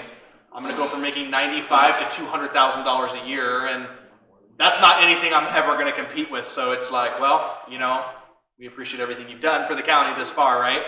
The other thing the Port has done, because again, they just have so much revenue coming in, is that if you work there for 5 years, you get retirement medical. So like, I'm like, oh my gosh, like that's a crazy benefit. That is so expensive. That is so expensive. That's like $30,000 a year per person on just a single, that's not even a family plan for health insurance. And they're going to pay it for, basically they're going to bridge the gap for anyone who retires at 53 to Medicare. That's 12 times 30,000. That shows you the kind of money that they have. But it's not just them, right? The city of Everett will pay a deputy who works here $50,000 to go work for them. A $50,000 bonus when you add up relocation and signing bonus between the 2 of them. Pierce County is offering a $25,000 bonus for laterals, and they're offering a $10,000 bonus if you just apply. If any of you applied here, they'll give you 10 grand. So you look at all that stuff, and it's important for me to remember why I'm here and what motivates me and what the sheriff's office has to offer. It's not going to be $250,000 a year. If that's what your goal is, I would highly recommend not getting into law enforcement. Private sector might be a better answer for you if the money is what's important. What we routinely find is the people who want to come work at the sheriff's office and stay want to do police work. If that speaks to your soul, we have a spot for you. The things that we offer at the sheriff's office, we offer more positions on our SWAT team than any of our other regional partners. We're the only ones who operate on the Undercover Narcotics Task Force team. We have the dive team. We've got 3, soon to be 4 canine positions. We've got a canine team in our jail. We have all these different specialties. We've got detectives. We've got all the different stuff here. And if that's what you want to do, if you want to come do really good police work, this is the place to be. I mean, we were also the first agency in this area to authorize DUI pursuits under state law. Everyone was basically like, no, we're not going to chase for DUI, even though state law allowed for it. And that was the first policy I made on day 1. And getting deputies back into a position where they had the tools to do the job, now you're starting to see people lateral to the county instead of away. So that's where, that's I think one of the tough things is that everyone's like, well, the pay. And I'm like, listen, none of us are going broke. That's the reality. As a deputy, I got paid I will always advocate that my employees get paid more money for the work they do. But at the end of the day, if money is your only sole reason for doing this, I probably don't want you at my agency anyways.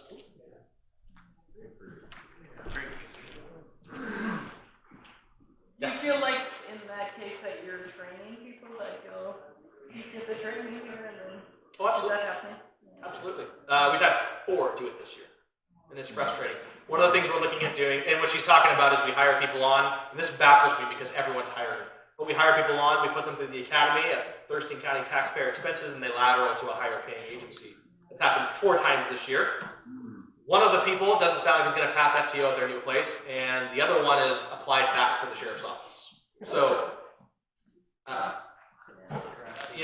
one of the things we're looking at doing is having new applicants sign contracts that basically say if you leave in the first 3 years that we will basically deduct the academy costs from your last paycheck.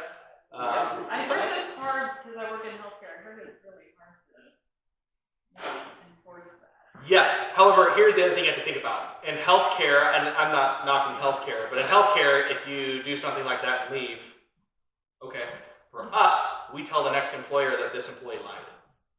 And lying isn't acceptable in police work. So that's kind of the other nuance to that is that, yeah, there's a contract. And even if the prosecutor doesn't decide to sue the person to get the money back, you still lied. You signed a contract and made a promise. And, if I'm a sheriff looking to hire someone else who took the money from Pierce County and now they want to apply here and they're looking to break that contract because their word doesn't really mean anything, I'm not hiring you. So there's kind of a nuance to it. But you're right. Some of the contract stuff is in the programs. Yeah. What are you doing for employee retention at the jail and the sheriff's office on patrol since you took on 7 openings to 30 openings in the jail? And how are you keeping the morale of your employees? So the jail, I'll start with the jail. One of the big things that we did was, again, we secured a $250,000 financial package that paid them double time for all of their overtime. So since that occurred, we haven't had anyone actually leave the jail. There was a big bleed out, and now that's kind of stopped. The big thing with the jail, and it's one of those things where it seems like half the people that you hire into the jail are like, this is the career, and the other half are like, I want to go do commissioned law enforcement. And so when we look across the entire state, so I've got 30 vacancies inside my jail. Pierce County has 100. Between the 2 of us, we share a border. Between the 2 of us, we need 130 applicants tomorrow. I'm not even sure that 130 qualified applicants even exist. That is the issue that we are having. Our jail, we are burning through our hiring lists in the jail when it comes to people who apply. They're getting DQ'd for stuff that we cannot accept. We can't accept convictions for supplying drugs to a minor. All these different things that people apply for because we're out recruiting people, but we don't know what's actually in their background until they go through the process. And so with the jail, the biggest thing that retaining people in the jail, the only way I can explain that is that we've allowed people in the jail to transfer to the road. That's been our retention. It's basically been, if their intention is to go work law enforcement, they may as well work law enforcement for us because they've already passed everything and we know they're a good employee. When it comes to retaining people in the jail, I think if I could solve that problem, I would be getting paid a lot more money somewhere else because everyone in this entire state cannot staff their jails. Pacific County has one corrections deputy. Their jail has 35 people in their facility. They have one corrections deputy. They have a total of 2 funded positions. They're down 50%. I mean, you look across the county, across the entire state, and the jail is just a tough area to retain because we've never seen so many police officer vacancies across the state. It's never been easier for a corrections deputy to go apply with the city of Lacey or get a $10,000 bonus with Pierce County just to apply for a commissioned position. So I'm still trying to figure the jail out. Truthfully, if I had that answer, we wouldn't have 31 vacancies, but I don't know how to retain someone who's made their mind up that they want to go do commission law enforcement. There's not much I can do to make the inside of the jail look nicer to them or more exciting for them. There's a ton of specialties in there. There's a ton of career opportunities, but if that's some people use it as a stepping stone, and that's just going to be a challenge in that position. It's not true the other direction. We have very few people who go from commission law enforcement into the jail. And that also has to do with the discrepancy in the retirement systems. So that's also been one of the legislative things that I've been talking to our lawmakers about is that we need to make a more competitive retirement system for our corrections deputies. Yvonne, when can you retire? What age? 65. 65. So you're expecting someone who gets in at 21 years old to go do 44 years of standing on concrete. What we see instead is people say, well, I don't want to retire at 65. I'd rather retire at 53 and sit in a car while I do it. So they lateral over to law enforcement. Because our retirement system allows us to go at 53 with full benefits. So there's a huge discrepancy in the retirement system. So a lot of the retention of our jails, I don't think counties are going to solve that. I think that's going to be a legislative issue to find more parity between the positions as far as retirement, because that ultimately, what are we here for? We're here to work and provide, have a sense of purpose, and set ourselves up for retirement, and then send our kids off in a better position than we were. How can you do that if you've got to slave away on the concrete until you're 65 years old and can't even, those are the people who retire and die because they have so many problems. And so I don't blame people for jumping into careers that get them off of their feet. But that's just me, I'm ranting now. As far as the patrol side, I've kind of already described. The patrol side, we incentivize and retain people based on the ability to do police work. It's not going to be with money. Even if I had the money right now, I wouldn't offer a signing bonus with it. I'd offer a retention bonus, sure. I try to retain the people I already have, but Pierce County offers a ton of money and they have more vacancies than we do. So what that tells me is that just throwing money at this problem of retention isn't actually solving the issue necessarily. To me, that's going to come down to good work culture environments and a supportive administration. Orange, I know you've had your hand up for a while. Hi, my name is Rick Lyon, I'm over here on 183rd. My wife showed me a newspaper article regarding that, for lack of a better term, the home for special predators or whatever it is. I just like to hear something about that and why they're continuing to try that. Because it failed in denial. Why can't they be using Maple Lane? I wish I had an answer for you. I wish I had an answer for you. I don't even have a concrete answer of where the house is actually going to be yet. DOC has not confirmed any of that for me. So, while I understand that people have done their own research, I have to wait until I get my actual notification for DOC that confirms what people are saying about particles or whatnot. So, fortunately right now, I just don't have any more information. But like I said, as soon as I have it, I will put it out there.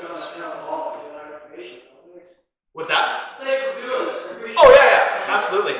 Good. So do you have contact information for those of us that want to write against this, or what's their opinion about people in Well, DSHS.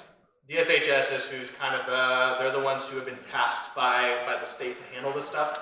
What I would say is that at some point in time, they have to do a community notification. We will do our best, just like Tenino did, to put that information out about when and where that's going to be. That way, you guys can come and actually. Last time, they did a webinar or whatever.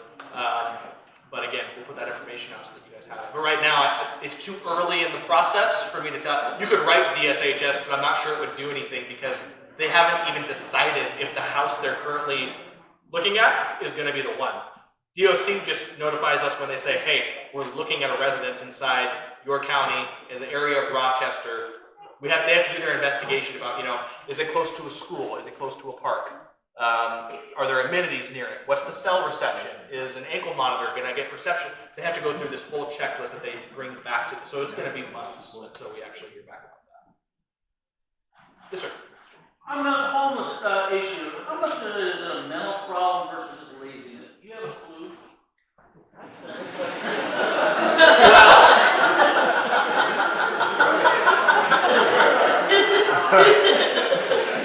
Pretty broad. Here is what I will say. I think we do a disservice when we label all homeless people as one category. There are different tiers of homeless. There's fringe homelessness. That's where I was as a kid. I wasn't like pushing a shopping cart down the street, but I did live in a car for the better part of a year. I didn't see myself as homeless though. I just didn't have a home. And there's a difference, right? And then we see the absolute rock bottom of someone who clearly has a mental health issue. They're probably not helping that issue because they're also addicted to methamphetamine or whatever, and they're pushing a shopping cart down screaming at themselves in the middle of the street. And that is the lowest level of despair that I could possibly be. They're not going to be warm tonight. They're going to go to bed with an empty stomach, and they're just trying to use what little caloric content they have left in their body to make it to Salvation Army to sleep outside. There's different tiers to the home. And then you got people who are just behind on their mortgage. But how close are they to being homeless? Pretty close. I mean, it takes banks a while to foreclose, but that process, people a lot of times, especially with inflation and everything, are having a hard time digging themselves out of those holes. So I think the first thing is you'd have to really categorize which tier of homelessness, because I think grouping everyone together in any circumstance kind of is a disservice. But if you're talking about the people that are most visible, right, the ones that you see yelling and screaming at themselves, who are clearly in a mental crisis, I would say almost all of those individuals are either significantly suffering from mental illness or drug abuse. It's one of the two. I don't know of too many people that I've come across who are just homeless because they're like, this is it, who are in that level. Now, obviously, Hobby Lobby blew up to an extreme. You really got to see a concentrated group of people. And there were people in that group that were like, no, it's cool, it was fine. But I didn't see the mental health side of things with those individuals. Maybe drug abuse, but I would say that that was a pretty small. Now, the issue with something like Hobby Lobby, right, is that when you allow it to fester and grow, what you're doing is that now you're inviting people who aren't even homeless to start shielding themselves under the guise of, this is a homeless camp, right? I mean, how many stolen cars we found in a Hobby Lobby parking lot. We found assault suspects, and that was just a good way for people to get there and disappear, because it's not like Olympia PD or State Patrol. There were so many arguments about whose jurisdiction that was that no one patrolled it. So it just continued to fester and fester. Now it's all gone now, and people have been shipped off to either the Old Days Inn in Lacey. I think they're doing one in Tumwater as well. But I think a lot of people in those camps need mental health treatment. And this state and this country does not offer that. We just don't. The state is doing considerably worse than even our counterparts, because now we've started shutting down our state hospitals. And so, for me, when I look at the mental health stuff, obviously mental health hospitals had a really bad rap a couple decades ago because we were doing some crazy stuff to people. There's no denying that. And so the clear-cut decision was made that we're going to shut down these hospitals and put people back into the community for their family members to take care of them. No, they're not. No, they're going to end up on the streets because they don't have the capacity to deal with their schizophrenic nephew whose parents are dead, and he started using drugs because he needed to cope with it, and now he's schizophrenic and violent. That person's just going to be homeless. That's where we are. If we don't have a place to take these people, then the street is where they're going to roam, where they're going to live. So I think most of it, if you you really peel back the layers of it, would be drug abuse. I think a very small percentage of people who are just like, I just don't want to get a job. Because everywhere's hiring. Everywhere is hiring. Even you. So if you need a job, I've got a corrections bureau that could use you if you are looking for a job. Good pay, good benefits. I missed someone. Who do I have? Yes? I wanted to know if you knew what Tenino did to stop this in their house over there. Well, the first thing is, and this is maybe the most powerful thing that we see all across the country, is the first thing we did was we talked about it over and over and over again, right? So issues that don't get talked about just exist. And so there were a lot of community meetings and things that occurred, but there were a couple different things that happened. First, because no one knew what we were doing, we really needed the community to stand by. And that's a really tough thing to do because everyone wants to get involved and help. But like when I went and talked to Tenino, like my biggest thing was like we knew what the house was, we knew what was going on, and I'm like, I need you guys not to do anything crazy. That was the first step because people started like ramming the front gate, threatening to burn the thing down, and I'm like, you're just diverting all the resources I have to actually deal with this by now having to take you to jail. Like it's not helping, right? So the first thing is that we tried to convey to the public that like give us a chance, right? We don't know what we're up against, we don't know what we're doing yet. Give us a chance to actually operate. Let us report back to you. Which is, I think what we had to do as a local government was stay open with people and can't hide this stuff. You got to keep open communication with people. But the county ended up basically getting that house on a technicality, and that's how things work, right? I mean, if you make anything difficult enough, people usually go away, right? I mean, and that's I think what happened with the Tenino house is that the only thing the county had there was a septic issue. That the septic wasn't rated for the amount of people they wanted there, and by the time they were going to replace everything, it wasn't profitable for the house. I also heard a rumor that some Teninoans, and I don't know how to say plural for Tenino, but some Tenino folk, that house was on a shared well, and so they just went out on their property and cut the water supply.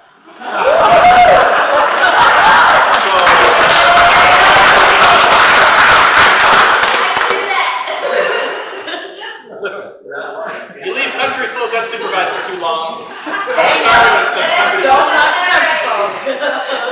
So, not advocating for any of that, obviously, but you know, it's a simple issue. I don't know what else to tell you. So yeah, I think that as time goes on, here's the deal: the state is under an immense amount of pressure as a result of that court decision to give these people their constitutional right. I think the best effort that we have right now, we're not going to get away from LRAs. They exist. They've been in existence for a long time. Our best bet to keep everyone safe is to have the state revoke a sense of capitalism from it. It is something that should be state-run by state officials without a monetary incentive behind it. Once you go back to that, I think you resolve a lot of these issues, a lot of the concerns that people have about it. So, I mean, sex offenders, I hate to tell you, they're everywhere. I mean, you probably live next to one in your vicinity, right? Now, this is a little bit different because the people who are qualified for these LRAs are high violent sex offenders. These aren't your people who served their prison sentence and got released and had to register. These are people who were civilly committed to McNeil Island for the rest of their life. But the court rule states they need to have some sort of progression, right? If they're showing signs of basically improvement in their behavior, that the court has said that they deserve a less restrictive alternative.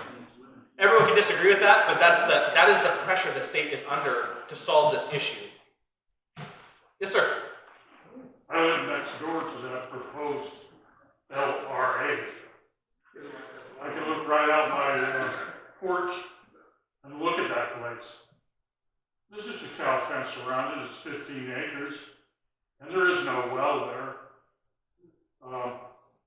And the house was inadequate for that purpose. And this is what you were talking about, capitalism. It's a big mistake.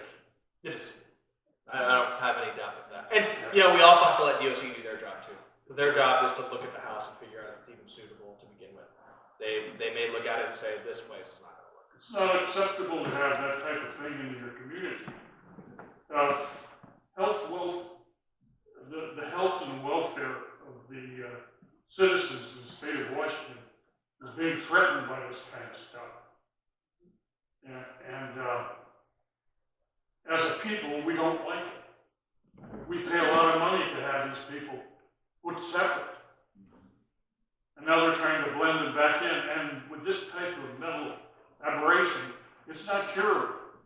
Some of these people have been in and out and in and out, and they reoffend and reoffend, and they're proposing to get these people back into the community. It's not going to do any good. And as far as the whole thing goes, property values plummet when that kind of thing is around. Mine went down, and then when they got rid of it, they went back up. So that's the kind of other thing to consider about that type of stuff. So. Yes, sir, and then I'll work on that. I just was wondering. Go ahead. I'll go with you first. So I know you're super busy, I know you're understaffed, and I'm sure you already wrapped your brains about this. But have you or your staff been reaching out to the children, to the young folk, and like making a good presence there? Like, have you been reaching out to JBLM for recruit? I'm thinking recruit, long-term children, short-term military. You've got a huge base north. Pierce County probably grabbing it too. Are your staff going there and recruiting actively colleges, things like that? Absolutely. So when I got elected, we had one fantastic recruiter. That's Yvonne in the back. She's at our corrections facility. She does a great job. But I knew we needed more because Yvonne's an expert in corrections, and I felt we needed to add a partner for her to also do patrol. So we got a second recruiter, and they both do JBLM, colleges, career fairs. I think I'm trying to get something scheduled up to do like the community cultural center to maybe recruit from an area that typically law enforcement would never occupy. I spend most of my time recruiting. Like, we don't have a whole lot of people in the agency to offer up time, but like I'm someone who does make it a priority to go read to kids and show up at the schools and stuff. We also, there's a lot of talk about school resource officers. The county, we still have 3 of them. So even though I'm in a staffing crisis, I recognize how important it is for kids to build a positive relationship for school resource officers. So we continue to extend those contracts with Rainier, Rochester, and North Thurston. And so we have a school resource officer present in all of those districts.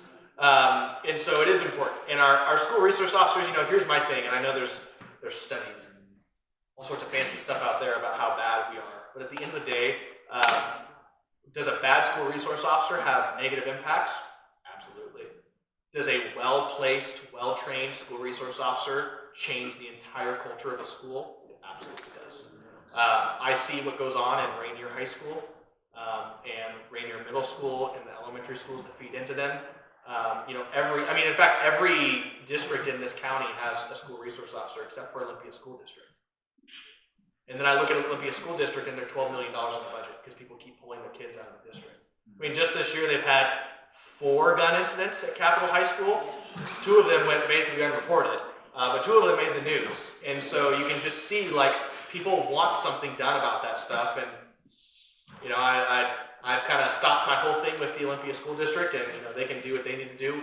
That's the cool thing about, like, elections, is that people get to choose who represents them. So even at the hyper-local level of a school district, every other school district decided that school resource officers are important. Olympia can make that decision if they're not. That's totally fine. I respect that. So, but I agree. It kind of leads me to a bigger thing that I've looked at, the future of law enforcement, right? We have to get more young people interested and excited. Now, one of the problems that we have for Yvonne and our other recruiter is, we don't really have a way to effectively recruit young people because we don't have any positions available to them. You have to be 21 or older to work anywhere in my facility. So one of the things that we've been tossing back and forth is lowering the age of our corrections bureau down to 18. Now, 18-year-olds sometimes don't have a whole lot of life experience, and they sometimes are immature. And so I recognize that opening it up to them, we may not hire a single one, but what we have done? We've created interest, right? You've had someone go through the process and understand it. And maybe we look at them and they're like, the maturity just isn't there this time. But maybe when they're 19, they do have a little more life experience or whatnot, and they apply a second time at 19. Or maybe now your retention problem that we're talking about in the jail, maybe they get hired on at 19 and they're already in a supervisor class at 21 years old. And they're already looking at promoting early in their career as a corrections deputy because they're bright and they want to excel.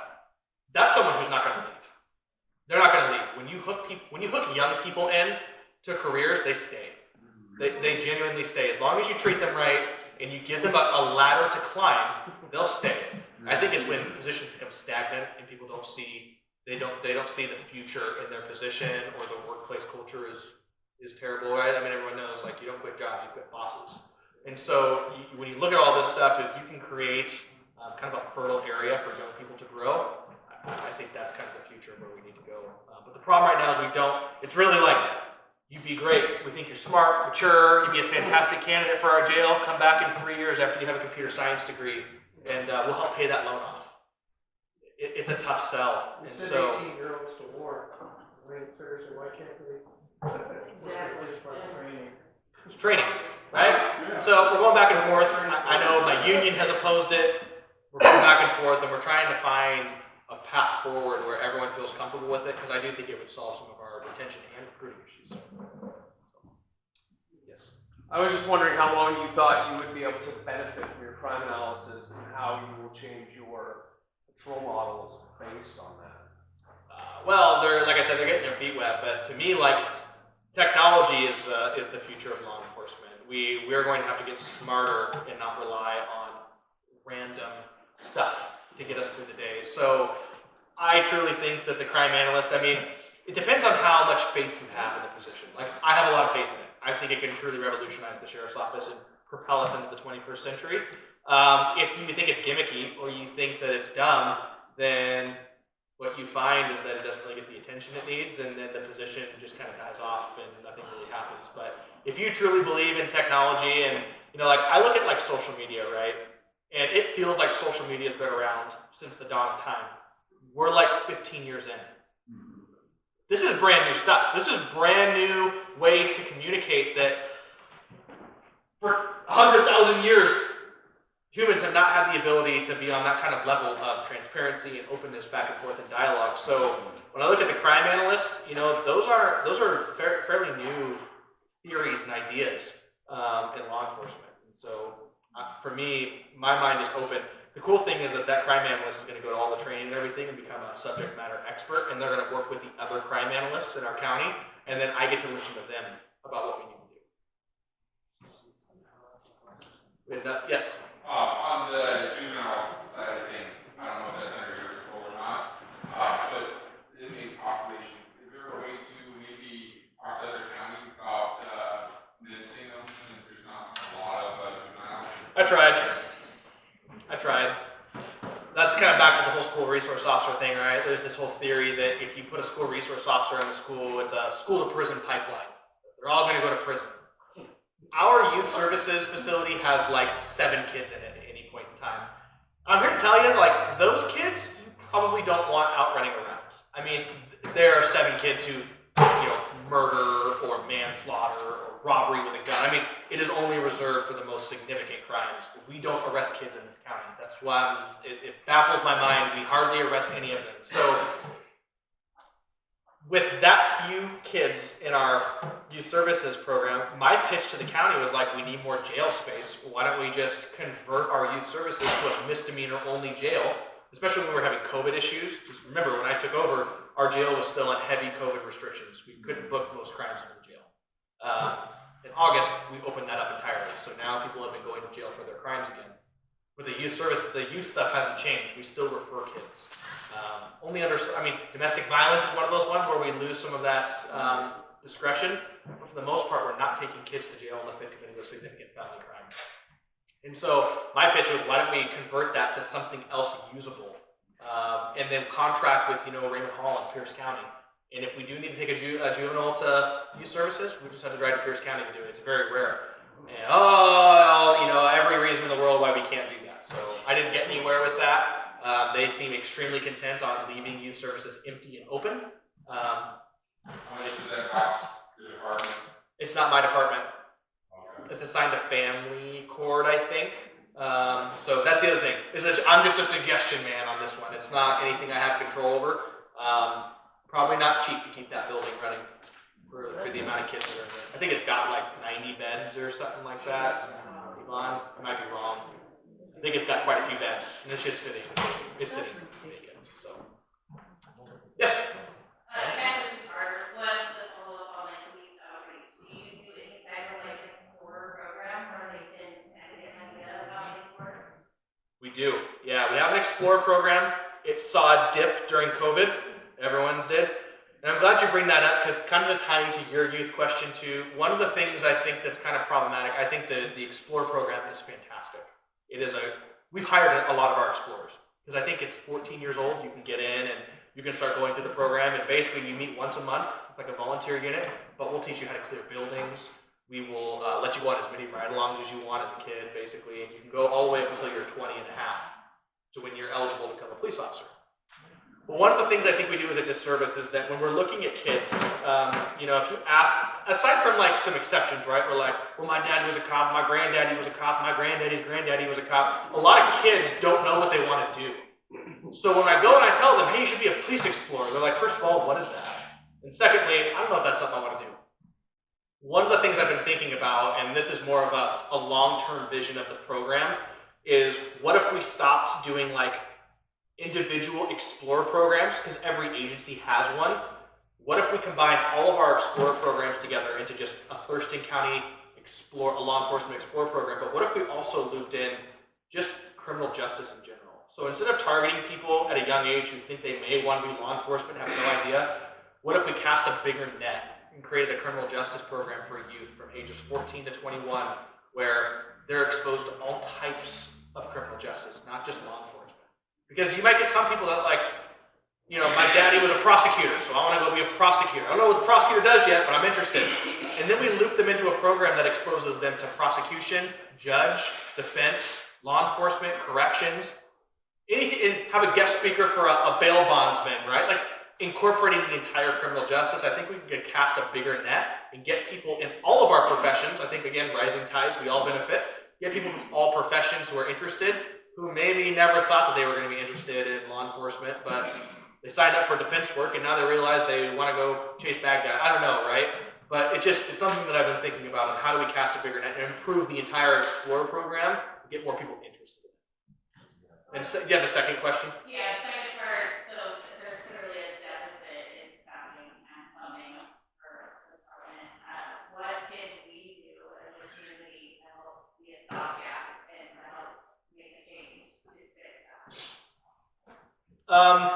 Well, I think one of the things that I would like to do at some point, and I don't know how to effectively do this at a large scale, I'd like to try and figure out a way to provide some sort of formal training on reporting crime.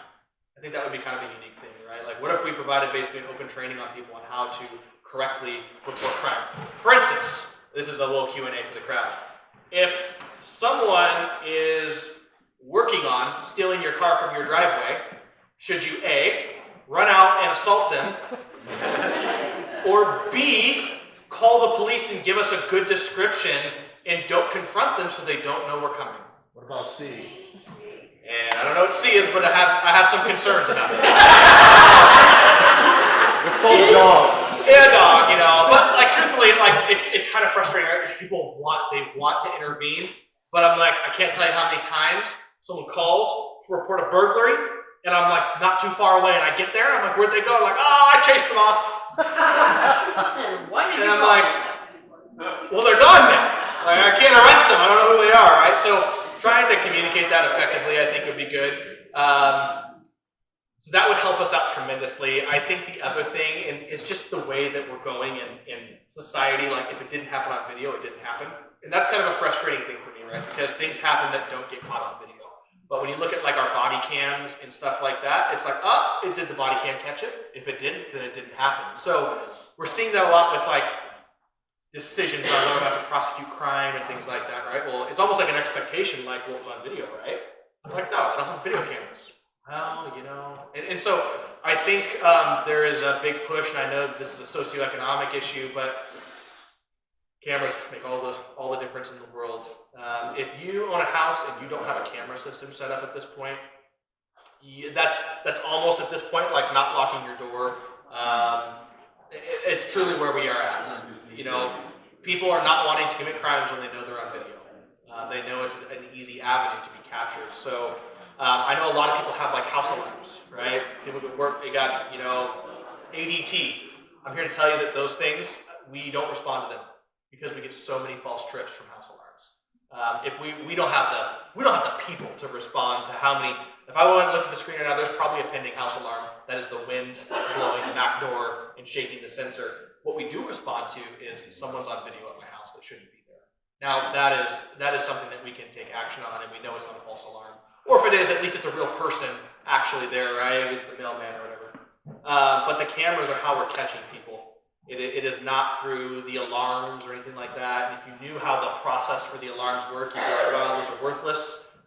There's basically a 10 to 15 minute gap in time from when the alarm actually goes off to when our dispatch gets a call from the alarm company and we're actually sent out to the house.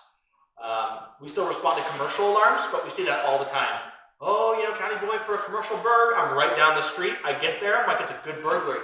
This guy's going to be inside the business still. That's how fast I'm here. I was there within 30 seconds of this burglary of the cannabis shop. I go in there, it's empty. There's no one in there. And come to find out, it was such a delay because the alarm company gets the alarm, and then they try to call inside and see if the burglar will pick the phone up and talk to them. And you go through this whole process, and you're like, just give me a ring, right? And by the time I get there, they've been gone for 10 minutes. And that's frustrating, right? Whereas, when people are like, someone just drove a car to the front of my business, I have it on video. Now we're all crashing in, and as they're on the phone with us, they're giving us updates. The color of the car is this. Oh, a second car just showed up. Here's the color of that car. And that's how it captured people. So, the last thing I will say is that when I got elected, the county commissioners were basically like, there's no money. The general fund is tied up. I kind of explained to you guys how much of the property tax is actually going to the county and how much is going to the state and to the schools, which I love our schools. That's all great. So they said the only way that we'll be able to get you more funding is if we put a proper sales tax increase on the ballot. So we had to go back and forth a number of times on this whole, are we going to put a sales tax increase for a vote of the people on the ballot? And there were a number of things that I was like, if you guys want my support for this, it was for the sheriff's office basically, but like there's a number of things like I don't want any supplanting because that's not being honest to the taxpayers, right? Supplanting is where the county approves this new tax, you guys vote on it, and then they undercut our general fund so they can have more money in the general fund for other stuff and replace it with the property tax or the sales tax that comes in. So there's a no supplanting clause. There's all these different things in here. That's going to be voted on this November. It's a 0.2% of the sales tax increase, so 2 pennies for every $10 spent. And if it passes, it would allow us to hire approximately 36 new employees, and 28 of them would be patrol deputies to put out on the street. So, but that's a democratic process, right? And so the voters ultimately get to choose on whether or not they want to pay for that service or not. Now, what's that postcard we just got in the mail about? Proposition 1. Yes, it's Proposition 1. Okay, we just got a postcard on it. Yeah, so Proposition 1 is the increase in, so what it does is it's for more patrol deputies for the sheriff's office. It would also give us funding to expand that mental health team I talked about to a 24-hour service, so that at 11 o'clock at night, the patrol deputy isn't the mental health responder still. And then the other 25%, we get 75, the other 25% goes to prosecution and defense. So that's a definite noise that does go through. You will get it. I will get it. And the county can't fund it all. They can't supplant. No, it goes into a dedicated law enforcement balance that only I can tap into. I have to get permission, right? It's not a credit card. Just spend it how I want, but I can go to the county commissioners and only that money can only be used for law enforcement. There's the county sheriff's office. So that's Proposition 1. Not here to tell you guys how to vote, but I am allowed to speak on the factual side of things on what Proposition 1 is. It's not a property tax, for instance, it's a sales tax. A lot of people talk about how sales tax is regressive because it's the same rate no matter how much money you make, and that is true. I don't disagree with that. At the same time, there is also a benefit because people who come here, and despite what people say about Thurston County, we are a tourist hub. We have a lot of people who come here. They come to downtown Olympia. We are the capital of the entire state. Is that none of those people pay for any of our infrastructure for law enforcement or fire service because that is all built upon the backs of property tax and people who own houses and businesses here. The sales tax would allow people who come here and spend money on tourism and the legislative session, all these different things. They would also then be chipping in for the law enforcement service, because I'm here to tell you, people who don't live in this county still use our services. I missed another hand. Yes, sir. You mentioned body-worn cameras. Yes. How much control does the individual officer have on muting or turning on and off the camera? That's a very good question. So our body cameras, the policy basically states that anytime they're reasonably likely to have an encounter with the public, the camera comes on. So disable the vehicle, turn the camera on. You got deputies who are paranoid, and they basically drive around all day long with their camera on. They're like, nothing bad will ever happen, blah, blah, blah. And so the body cameras, basically, they're synced up to our dash cameras. So if one turns on, the other automatically activates. As far as the expectation is that the body camera is on for the duration of the event. However, they are allowed to mute it when they're having conversations about the investigation. So like if we're on the scene of a DV, we can then mute it and come have a conversation about, hey, what do you think? Do you think this person did it or not? And then once they're back with the public, then we record the conversation again. It's just a mute on-off button. As for the dash cam is always sitting and recording. It doesn't have audio. There is a cage cam as well that faces backwards in the car to watch the person. So, you know, we've had an allegation that, you know, one of our deputies touched someone inappropriately. Pull the cage cam up. So it's been a very valuable tool to knock down any of those allegations. And really, the body cams have protected our deputies. The complaints are really easy to solve now when you go pull up the footage and either prove or disprove the complaint. But yeah, once it's actually in the system then, no one can alter the footage. So after, Carrie, what is it? After like 1 million years, it's automatically gets disposed of if there's no public records requests or it's not part of a criminal investigation. Because there's a lot of footage to store.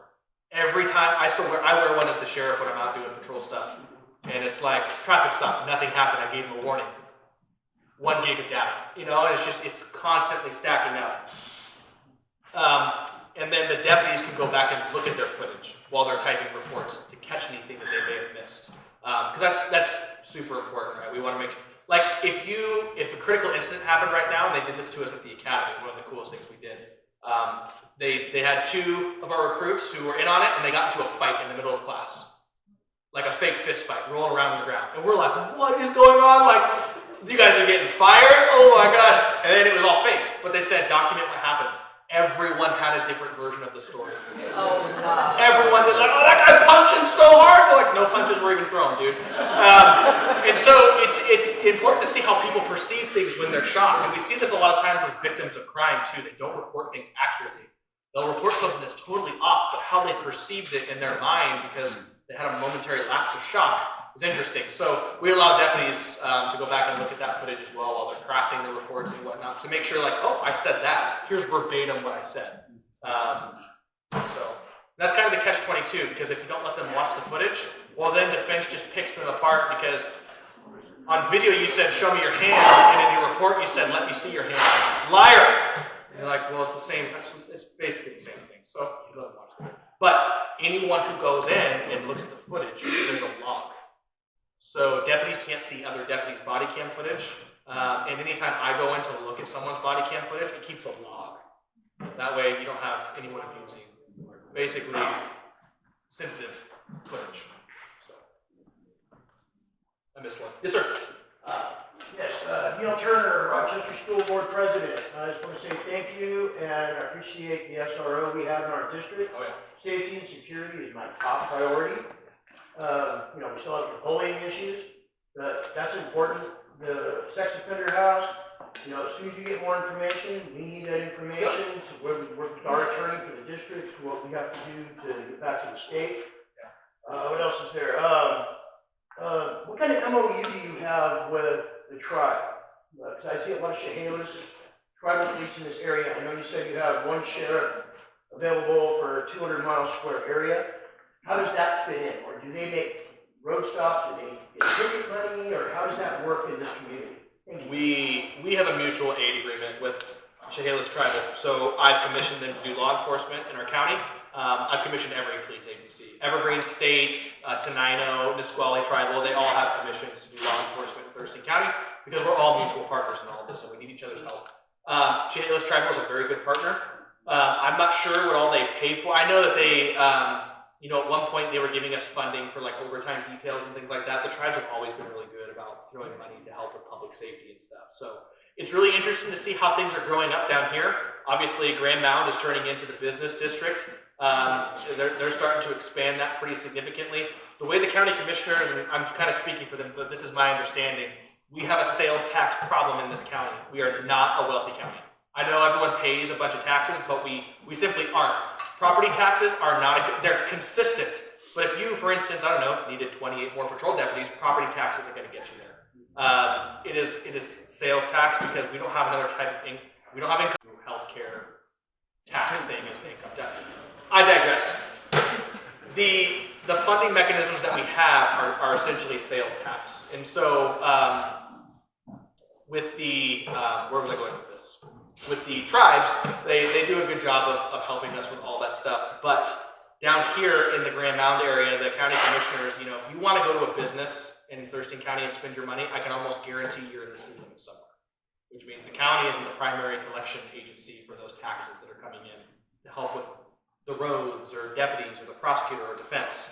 The cities are raking in. I mean, they're the ones who have all the growth in this county. So I think Thurston County is looking at the Grand Mound area as an area to provide stable business, an area that is business friendly, that then creates a supportive tax base to increase our services across the entire county. Because we just don't have it. I mean, if you need to go to Walmart right now, you can't find one in unincorporated Thurston County. You're going to go into a city, and your taxes are funding the city of Tumwater Police Department, the city of Lacey Police Department.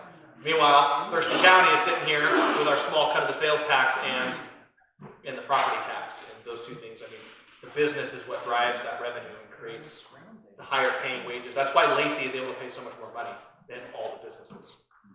Sure, Sanders, I just want to thank you for your communication that you've had since you took the job. I know a lot of people maybe here aren't Facebook people. I am. Yeah. I learn a lot from you, and if we can ever help you in groups or whatever, put the word out to us. And give us a way for somebody to come and say, I'll lead that project.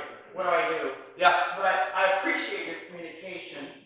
I'm pleased with the work you and your people are doing. Thank you. The big thing that we need right now is Yvonne looks like she left. She went outside. That's who I need people to talk to is Yvonne. And it doesn't have to be you. Everyone here knows someone who would make a good law enforcement officer, and we need those individuals to apply. That's what it comes down to in this state. We need more people who are qualified and willing to do the job to step up and do it. So that was kind of where, I mean, it's long term, but can't we offer anything through like the market to get kids centered in that direction? If we work with the Department of Education, and I don't know how it works, but programs in like Newmarket. And I like the idea of making your art whatever that group is. And that might be, Newmarket might be the venue for that. Right. Absolutely. Because it's going to take a long time to get back to where. You know, and that's the thing, right? I'm serving a 4-year term, but I'm trying to look 20 years down the road. Right? My own, like being the sheriff is such a finite position, right? It's not me. I'm just occupying a space for a specific amount of time so that I can hand it off in better shape than I found it. That's really the entire goal of being an elected official. So that's kind of what I look at, right? Is the long term, like how do we start a program that's going to benefit our county 20, 26, 30 years from now? I don't think college is the best place right now because of their, a lot of their political views and what just the cost of college isn't going to be be appeasing to everyone, right? Exactly. And high interest rates. And I missed a hand. Is there any limit for working in law enforcement? There's not. There used to be. Nope, there's not. Just have to be able to pass the physical. Okay. And they keep reducing that every year too. So, hey, come on, I'm just saying, like, you don't have to run anymore. That's crazy. Yes, sir. Is there any way you guys could do, like, the fire department or locally just build a booth to gather funds? Is there any way that, like, Thurston County, the corrections or sheriff's office patrol could ask for donations? So next, on October 28th, I brought back the Fire and Ice charity game. for law enforcement versus firefighter basketball game. It's going to be at Tumwater High School. We are going to do a fill the boot kind of thing. We have to understand the donations that we're bringing in are very small, right? And that's going to fund our Shop with a Cop program this year. So we're partnering with Boys and Girls Club, find a bunch of underserved youth. It's a program that I participated in as a kid. And so we're going to take a bunch of kids shopping so they have something to put under the tree for their family members. So we are going to we have a competition, of course, because we're competitive. So we're going to have like a fill the boot, fill the police hat kind of competition up in the stands. So anyone who wants to go to that, the entry is $10 to get in. Kids under, I think, 12 are free. And again, we're going to try to fill the stands, and you'll see the firefighters lose to the law enforcement team. And we're going to play some basketball to raise some money for the kids. And we hope to make that a yearly thing. But yeah, we do. What's that at? Tumwater High School, October 28th. The doors open at 4 p.m. It's a Saturday. So I missed a hand in the back. Yes, sir. So I thought I saw something that you're hiring requirements. It used to be if you said go out and become one party guard and smoke a couple J's, you couldn't become law enforcement, but you've now changed that policy to as long as you this clean and stay off the campus, you can become law enforcement. That is correct. Everything is a case-by-case scenario, right? So, in theory, if you have someone like you just described who, back in the, maybe a year ago, they smoked cannabis, we're going to look at that and say, okay, right? Is there a disqualifying factor outside of that? If there's someone who's like, listen, I smoke cannabis all day, every day, it's the only thing I did for the last 5 years straight, and I'm still hungry, and they apply, we're probably going to ask that some time go by before you prove to us that you're all done, right? The reality, though, God honest truth, the feds are going to legalize cannabis here in the next couple of years. I would be willing to bet they're going to federally legalize it, which means it will no longer be a Schedule I, which means just like alcohol, there's nothing that any law enforcement agency in this entire state or country, unless the state passes something. Our state definitely isn't going to be that state that passes that. to prevent people, even police officers, from using cannabis on their days off. It's going to have the same, I'm just guessing, it's going to have the same rules as alcohol. Right? Don't come to work drunk.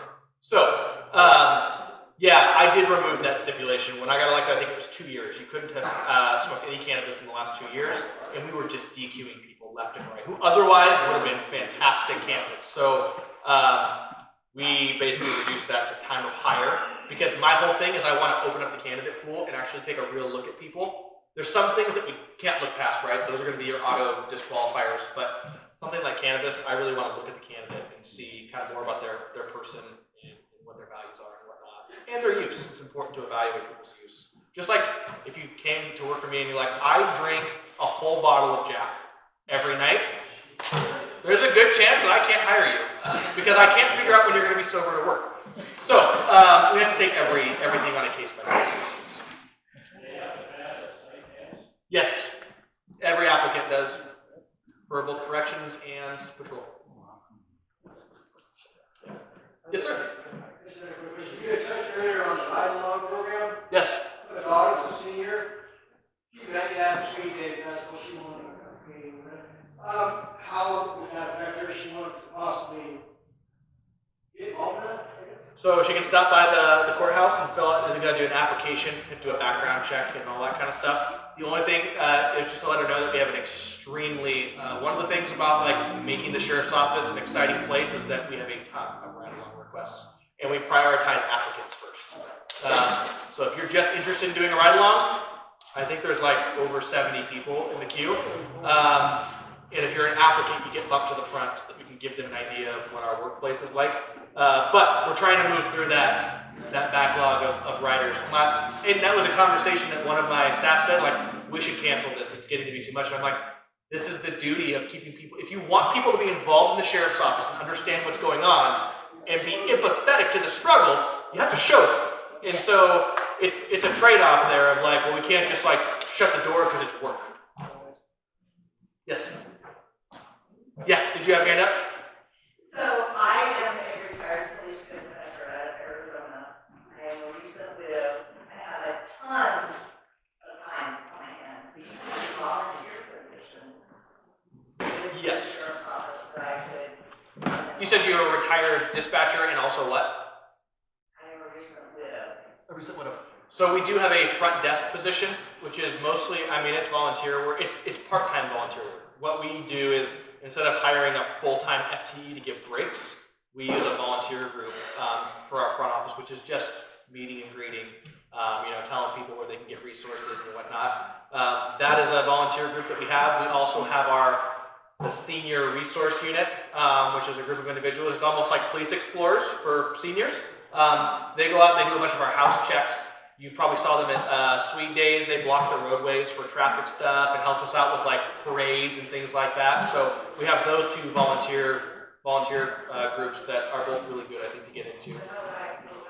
Just stop by the sheriff's office up at 2000 Lake Ridge Drive. We're at Building 3, and we will get you someone who can chat with you all about that stuff. Yep, absolutely. One last question? Yeah. Do you still offer a chaplains program? We do. Yeah, we have the Thurston County Chaplains, and we're part of the... This is the guy right here if you have chaplain questions, because he's the what? The president? Yeah, he's the president of the Chaplains Association, so lucky guy. He got drug out of retirement, and he's the chaplain, and he's a fire commissioner, so he's not busy. Yeah, so we still have the chaplain program. It's thriving. It's thriving. We just had the chaplains breakfast. How much money was donated? Almost $9,000. Yeah, almost $9,000 donated to the program, and they're huge for us. Because, when we're going out to like death investigations and stuff, like law enforcement we have check boxes that we have a criminal investigation, we've got the info investigation for the insurance companies. That's assuming that it's not a fake, it's not a criminal, a DUI assault or something like that. We need chaplains and people who have that extra training and the time to come in and like sit with families and help with like death notifications and things like that. So they are extremely valuable. One of our chaplains, Chaplain Bradley, he rides along with me all the time, and we just talk. It helps. So yeah, great program. A couple more, and then we'll be. I just want to say something about politics. Look at the light. Listen, I've been in Olympia. There's a place there called the Ghost. That's where all the lobbyists hang out. All you have to do is go in there and register as a lobbyist. If you got the time, if you're retired, and if you're interested enough to help this sheriff out, I suggest you do so. Because that's where our basic protection emanates from.